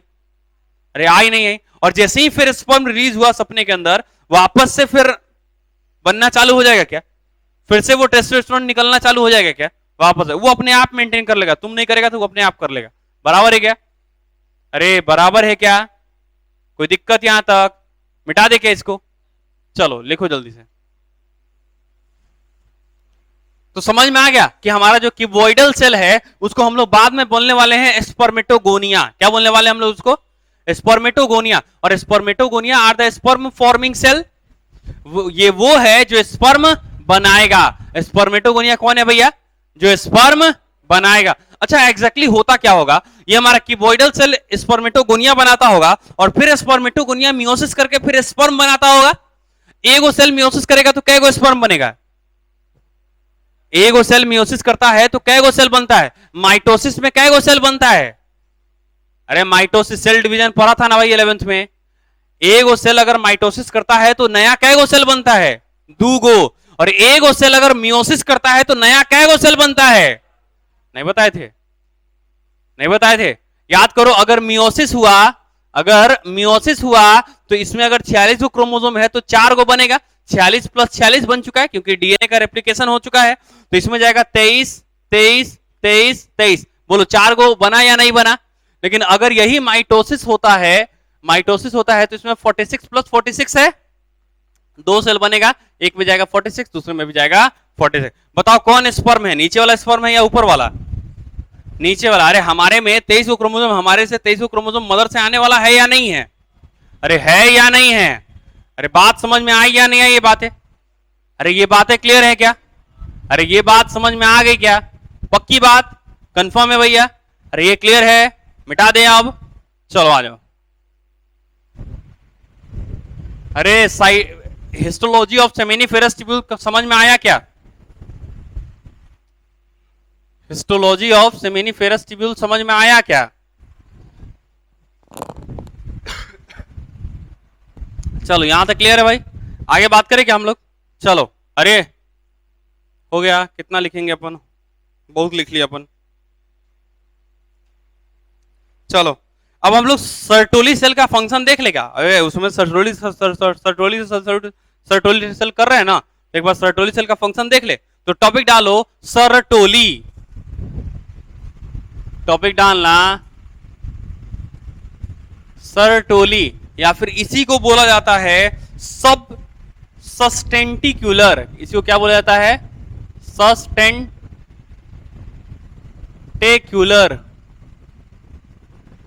सस्टेंटिकुलर या फिर सबटेंटिकुलर, सबस्टेंटिकुलर सेल, इसी का अलग अलग नाम है। वैसे एग्जाम में तुम्हारे को क्या आएगा भैया? अबे ये सस है, ये सब है, दोनों में अंतर है।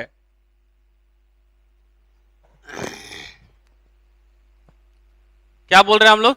सर्टोली सेल या फिर सस्टेंटिकुलर सेल या फिर सब टेंटिकुलर सेल, बराबर है क्या? ये दोनों ही, तीनों ही नाम एक ही का है, that is a Sertoli cell. Exam में वैसे भी तुम्हारा क्या आने वाला है भैया? Sertoli cell. वैसे नाम याद रखने में क्या जाता है कि नहीं भाई? अरे नाम याद रखने में क्या जाता है? अब उसका नाम क्वासियोरकर मरासमस है, तो नाम अच्छा याद लगता है याद करने में, है कि नहीं रे? अरे है या नहीं है?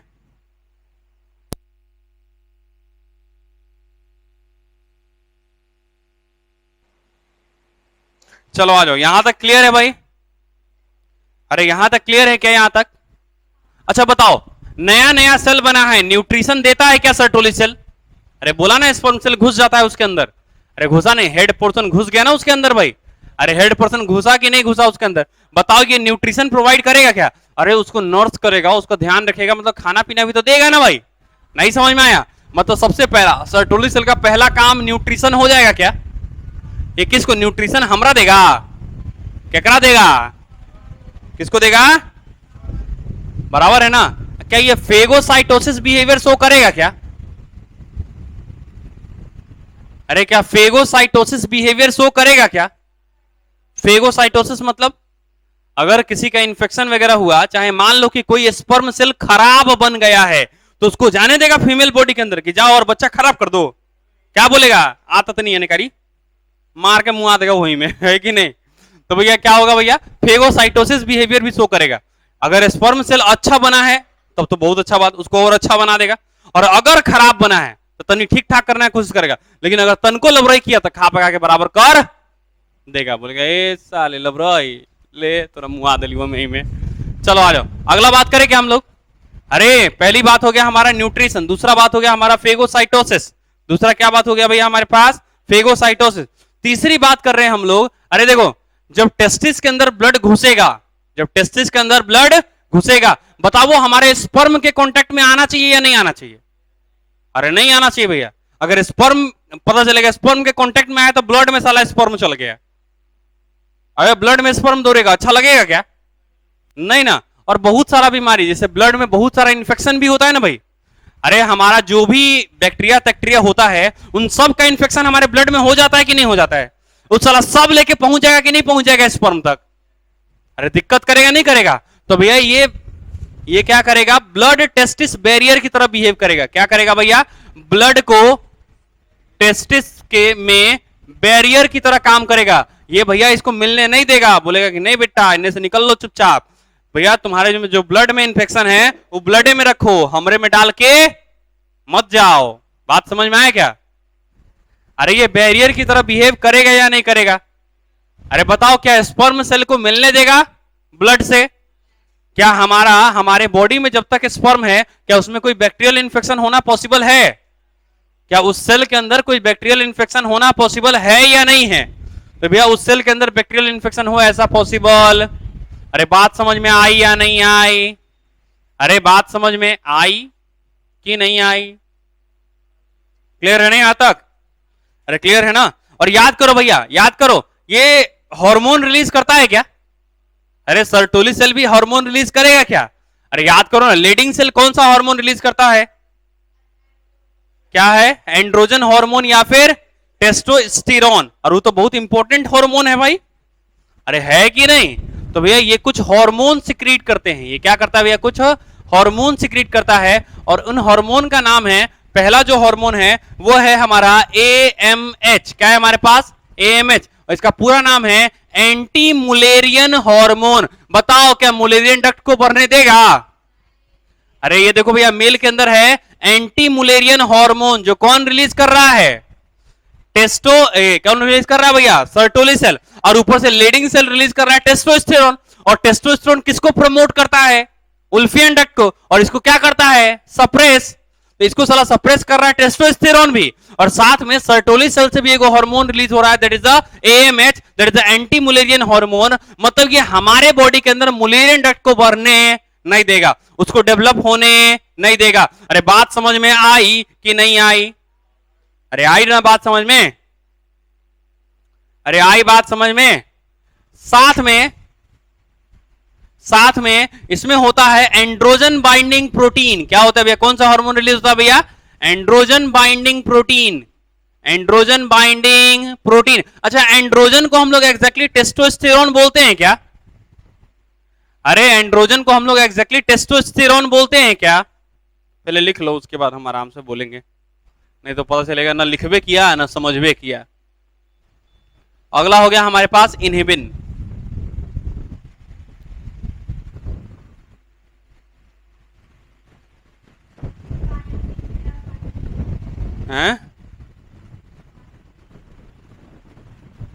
Binding, BIN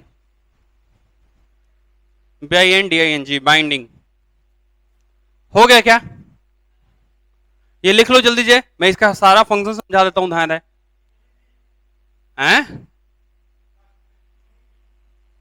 inhibin, INHIBIN, inhibin.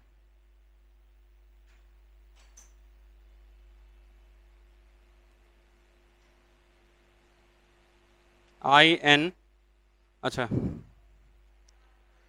Testosterone से बनेगा एस्ट्रोजन।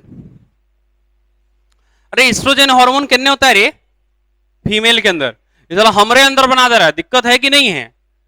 फीमेल कैरेक्टर ला देगा कि नहीं ला देगा? चलो हो गया सबका? अरे मियां समझाऊं क्या? लिखो लिखो जल्दी से, एस्ट्रोजन लिखेंगे जल्दी से खटाक से। चलो समझाऊं मैं इसको, पक्की बात? अरे कंफर्म है ना? नहीं समझ में आए तो बोलना, कोई दिक्कत है भाई यहां तक? यहां तक चलो। न्यूट्रिशन प्रोवाइड करता है सर्टोली सेल, कोई दिक्कत है? खराब सेल बनेगा उसको मार पाएगा, बराबर कर देगा, ये बराबर है? या मान लो कोई बैक्टीरियल इंफेक्शन हो गया तो उसको खा पाएगा, बराबर कर देगा, कोई दिक्कत है?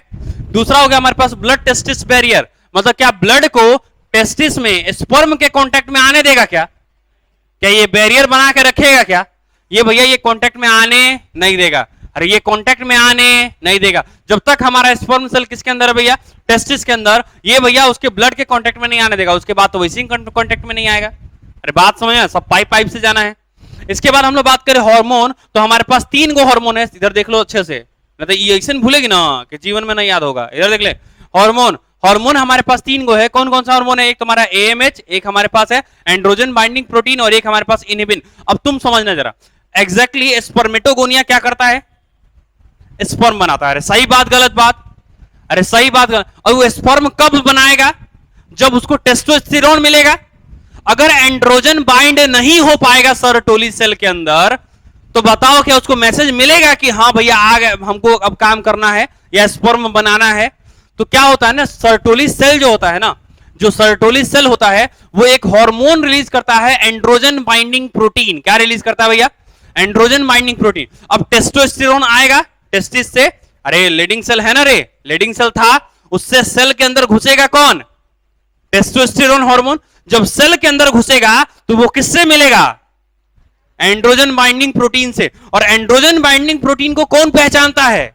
स्पर्मेटोगोनिया। उससे जैसे ही जुड़ गया है testosterone, androgen binding protein active हो जाएगा, वो जाएगा और स्पर्मेटोगोनिया को क्या बोलेगा? एक काम कर स्पर्म बना, स्पर्म बना। अरे स्पर्म का फॉर्मेशन चालू हो जाएगा या नहीं हो जाएगा? अरे हो जाएगा या नहीं हो जाएगा? तो बताओ, अगर ई नहीं हो तो हाई नहीं होगा, हाई नहीं होगा तो स्पर्म बनेगा? अरे बनेगा नहीं भैया, स्पर्म भी नहीं बनेगा अच्छे से। अरे बात समझ में आई क्या? तो हम लोग बात करें, एक तो एंटी मुलेरियन हार्मोन, मतलब हमारे में मुलेरियन डक्ट को डेवलप नहीं होने देगा। दूसरा एंड्रोजन बाइंडिंग प्रोटीन, मतलब टेस्टोस्टेरोन को बाइंड करवाएगा किसके साथ? एंड्रोजन बाइंडिंग प्रोटीन के साथ, ताकि वहां पे क्या हो सके? स्पर्मेटोजेनेसिस। और साथ में इनहिबिन। अरे याद करो, इनहिबिशन का काम होता है एपेरिडाइमस का। लेकिन एक बात बताओ, यहां पे स्पर्म जो है इन्हें उन्हें घूमेगा तो खराब हो सकता है कि नहीं हो सकता है? तो उसको घूमना चाहिए क्या वहां पे? नहीं ना, उसको तो चुपचाप पाइप से जाना चाहिए, जैसे आदमी ले जाना चाह रहा है वैसे जाना चाहिए। तो उस पर इनहिबिन लगाएगा कि नहीं लगाएगा?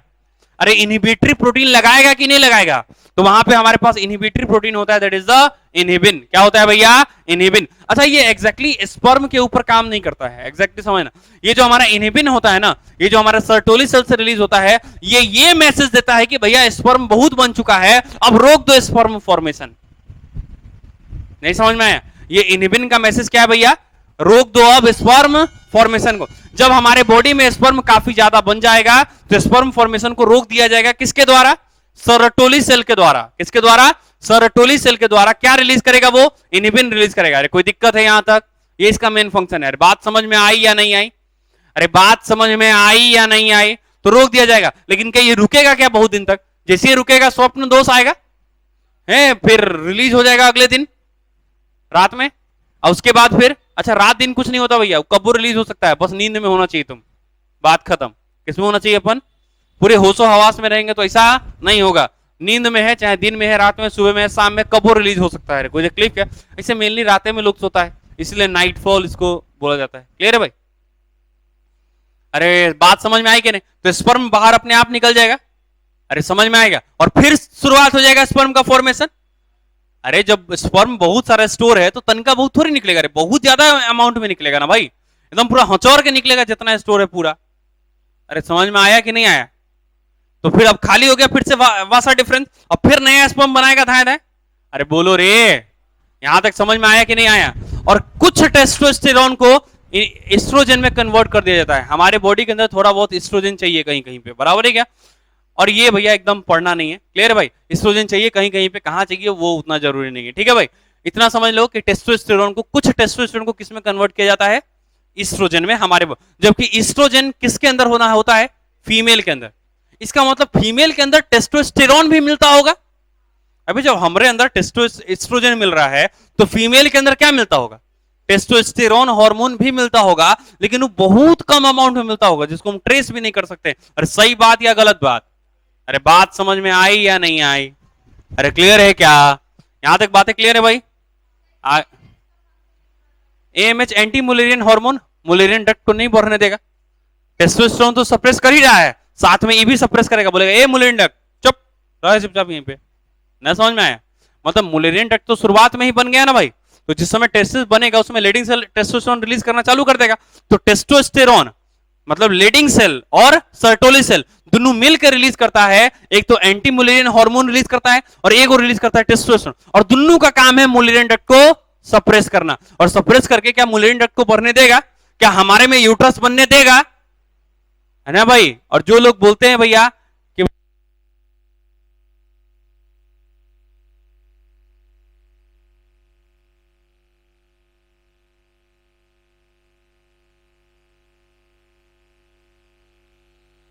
चलो आ जाओ, अरे बातें क्लियर है? मिटा दे क्या इसको?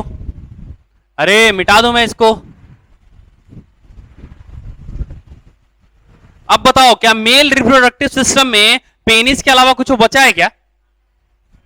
मेल रिप्रोडक्टिव सिस्टम में पेनिस के स्ट्रक्चर के अलावा कुछ बचा है क्या? देखो जरा, हम सब पढ़ लिए, टेस्टिस पढ़ लिए, सर्टोली सेल पढ़ लिए, सेमिनिफेरस ट्यूब्यूल पढ़ लिए, उसका फंक्शन देख लिया, एपिडिडाइमस देख लिया, वासा डिफरेंस देख लिया, सब कुछ देख लिया भैया। सेमाइनल वेसिकल देख लिया, प्रोस्टेट देख लिया, बल्बोयूरेथ्रल ग्लैंड देख लिया। अब हमारे पास फाइनल स्ट्रक्चर क्या है भैया? That is the penis. क्या इसके अलावा मतलब पेनिस के मसल को स्टडी कर लेंगे, बात खत्म। अरे यार यूरेथ्रा तो देख ही लिए हम लोग, पाइप है अंदर वाला, तनिसा और देख लेंगे। अरे तनिसा और देख लेंगे और उसके ऊपर मसल चढ़ा देंगे तो क्या बन जाएगा भैया? पेनिस। अरे कोई दिक्कत है क्या? तो भैया पेनिस के ऊपर दो तरह का मसल होता है, एक होता है कॉर्पोरा कैवर्नोसा और एक होता है कॉर्पस स्पोंजियोसम। क्या होता है भैया? कॉर्पस। हम लोग बात करते हैं कि कौन कौन सा मसल होता है। अरे बात समझ में आई नहीं आई? अरे बात समझ में आई नहीं आई? यहां तक क्लियर है भाई? अरे यहां तक बातें क्लियर है ना भाई? चलो तो हम लोग टॉपिक डालेंगे स्ट्रक्चर ऑफ यूरेथ्रा। हम लोग टॉपिक डालेंगे स्ट्रक्चर ऑफ यूरेथ्रा। बस डायग्राम बता देता हूं, इसके बाद फिर आगे बताएंगे। क्लियर भाई? अरे तुम्हारा काम यहां तक कल पढ़ के आओगे, यहां तक कल पढ़ के आओगे, कल पढ़ाएंगे उड़ाएंगे नहीं, कल पूरा सुनेंगे यहां तक। कोई दिक्कत यहां तक? अरे अगर कोई भी तकलीफ होगा ना कल, तो अपन कल ही डिस्कस करके इसको खत्म करेंगे। क्लियर है भाई? कल कुछ नहीं पढ़ाने वाले हैं, बस इसको सुनने वाले हैं। कोई दिक्कत है? पक्की बात है ना भाई? तो यहां पे हमारे पास टॉपिक है, that is the structure of urethra. क्या है हमारे पास? Structure of urethra. मतलब अब हम लोग यूरेथ्रा का स्ट्रक्चर देखने जा रहे हैं। क्लियर है भाई? अब हम लोग यूरेथ्रा का स्ट्रक्चर देखने जा रहे हैं।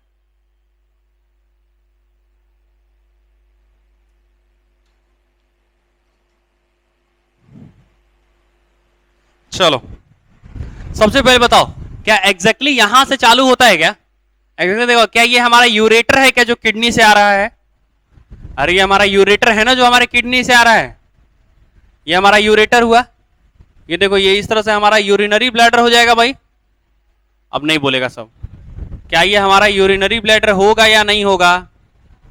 अच्छा, यूरिनरी ब्लैडर जहां पे खत्म होता है भाई, जहां पे हमारा यूरिनरी ब्लैडर खत्म होता है ना भाई, यहाँ पे देखो, ये इस तरह का एक स्ट्रक्चर प्रेजेंट है। बराबर है क्या? ठीक है, ये यहां से आगे आया, फिर ये वाला रीजन हमारा हल्का फूल जाता है, फिर ये हल्का आगे आया, फिर ये हल्का इधर से फूल जाएगा। क्लियर है भाई? और फिर उसके बाद ये नीचे की तरफ जाएगा, नीचे की तरफ, और फिर यहाँ पे ये गेट लगल रहता है। ये सब जितना भी मैं ये गोल गोल बना रहा हूँ ना, ये गेट बना रहा हूँ। क्या बना रहा हूँ भैया? ये गेट है हमारे पास। क्लियर है भाई? फिर ये आगे की तरफ जाएगा, फिर ये आगे आके यहाँ पे फूल जाएगा। बराबर है क्या? और फिर उसके बाद ये आगे कंटिन्यू होगा इस तरह से।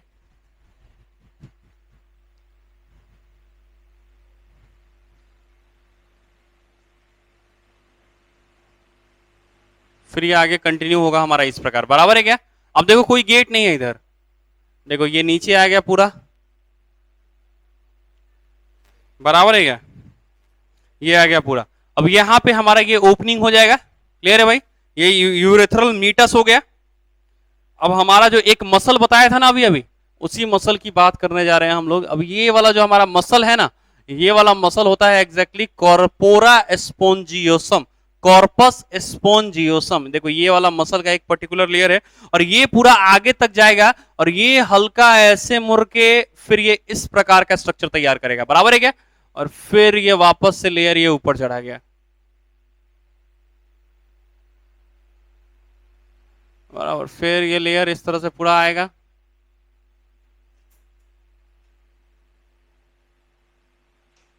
अब इसे मुड़ जाएगा यहाँ पे, और फिर ये ऊपर चला जाएगा। कोई दिक्कत है यहाँ तक? अरे बोला हो, कोनो दिक्कत बा? चलो, उसके बाद ये दूसरा लेयर चालू होगा मसल का, और ये लेयर पूरा यहां तक जाएगा ऐसे, और फिर ये यहीं से इस तरफ पीछे मुड़ जाएगा।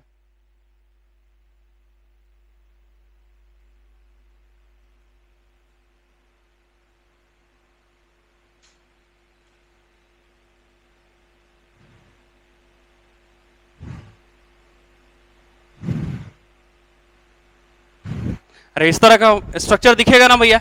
मतलब एग्जैक्टली जो पेनिस का जो स्ट्रक्चर होगा ना, वहां पे एक पोर्शन आएगा, मतलब जो सबसे टिप पोर्शन होगा ना, उसके हल्का आगे धसा हुआ पोर्शन आएगा। देखो, ये धसा हुआ पोर्शन, अरे है या नहीं है ये धसा हुआ पोर्शन?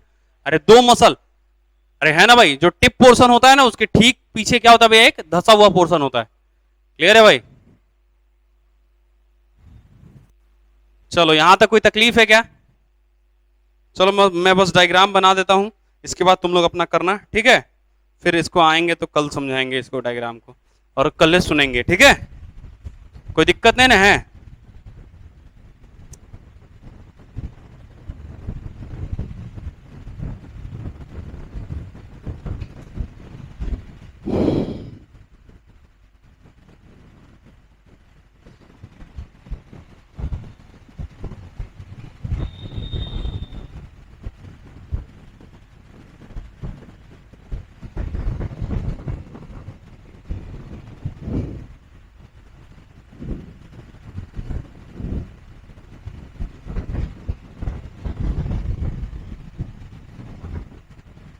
चलो, अब नोमेनक्लेचर करता हूं मैं।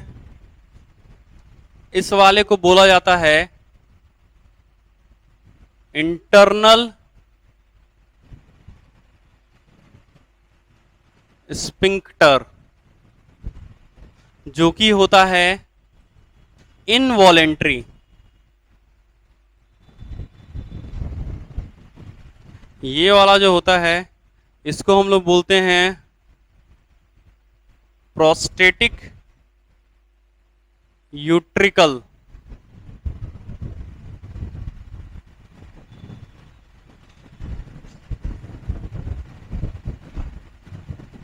अच्छा ये एग्जैक्टली बताओ तो हम क्या बनाए हैं, रिप्रोडक्टिव सिस्टम बनाए हैं कि यूरिनरी सिस्टम बनाए हैं? अभी यूरिनरी सिस्टम है, देखो ना यूरिनरी ब्लैडर से कंटिन्यू हो रहा है। अरे हो रहा है या नहीं हो रहा है?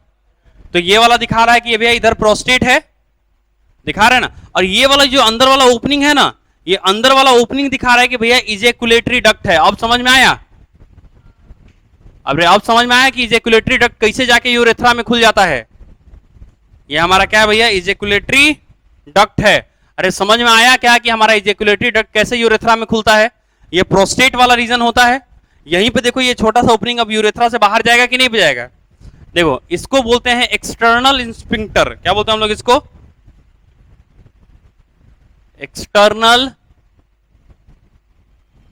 स्फिंक्टर। और ये होता है भैया वॉलेंट्री। ये होता है भैया हमारा वॉलेंट्री। ये वाला जो है इसको हम लोग बोलते हैं bulbo urethral gland. Bulbo urethral gland का पोजीशन समझ में आ गया क्या? इसको हम लोग बोलते हैं बल्ब।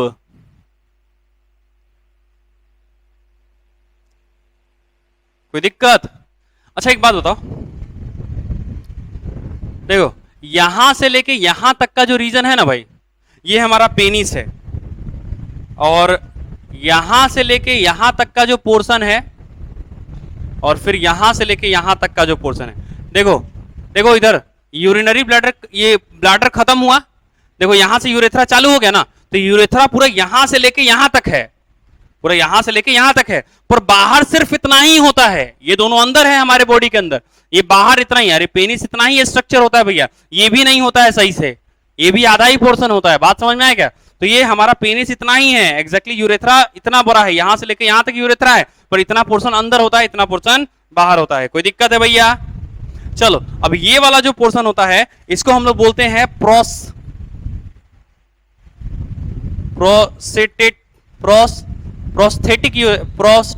यूरेथ्रा। प्रोस्टेट के पास है तो हम लोग इसको बोलते हैं प्रोस्टेटिक यूरेथ्रा। और भैया इसका जो लेंथ होता है वो होता है 2 से 3 सेंटीमीटर। कितना होता है भैया? लगभग 2 से 3 सेंटीमीटर। अब ये वाला जो पोर्शन है इसको हम लोग बोलते हैं मेम्ब्रेनस यूरेथ्रा।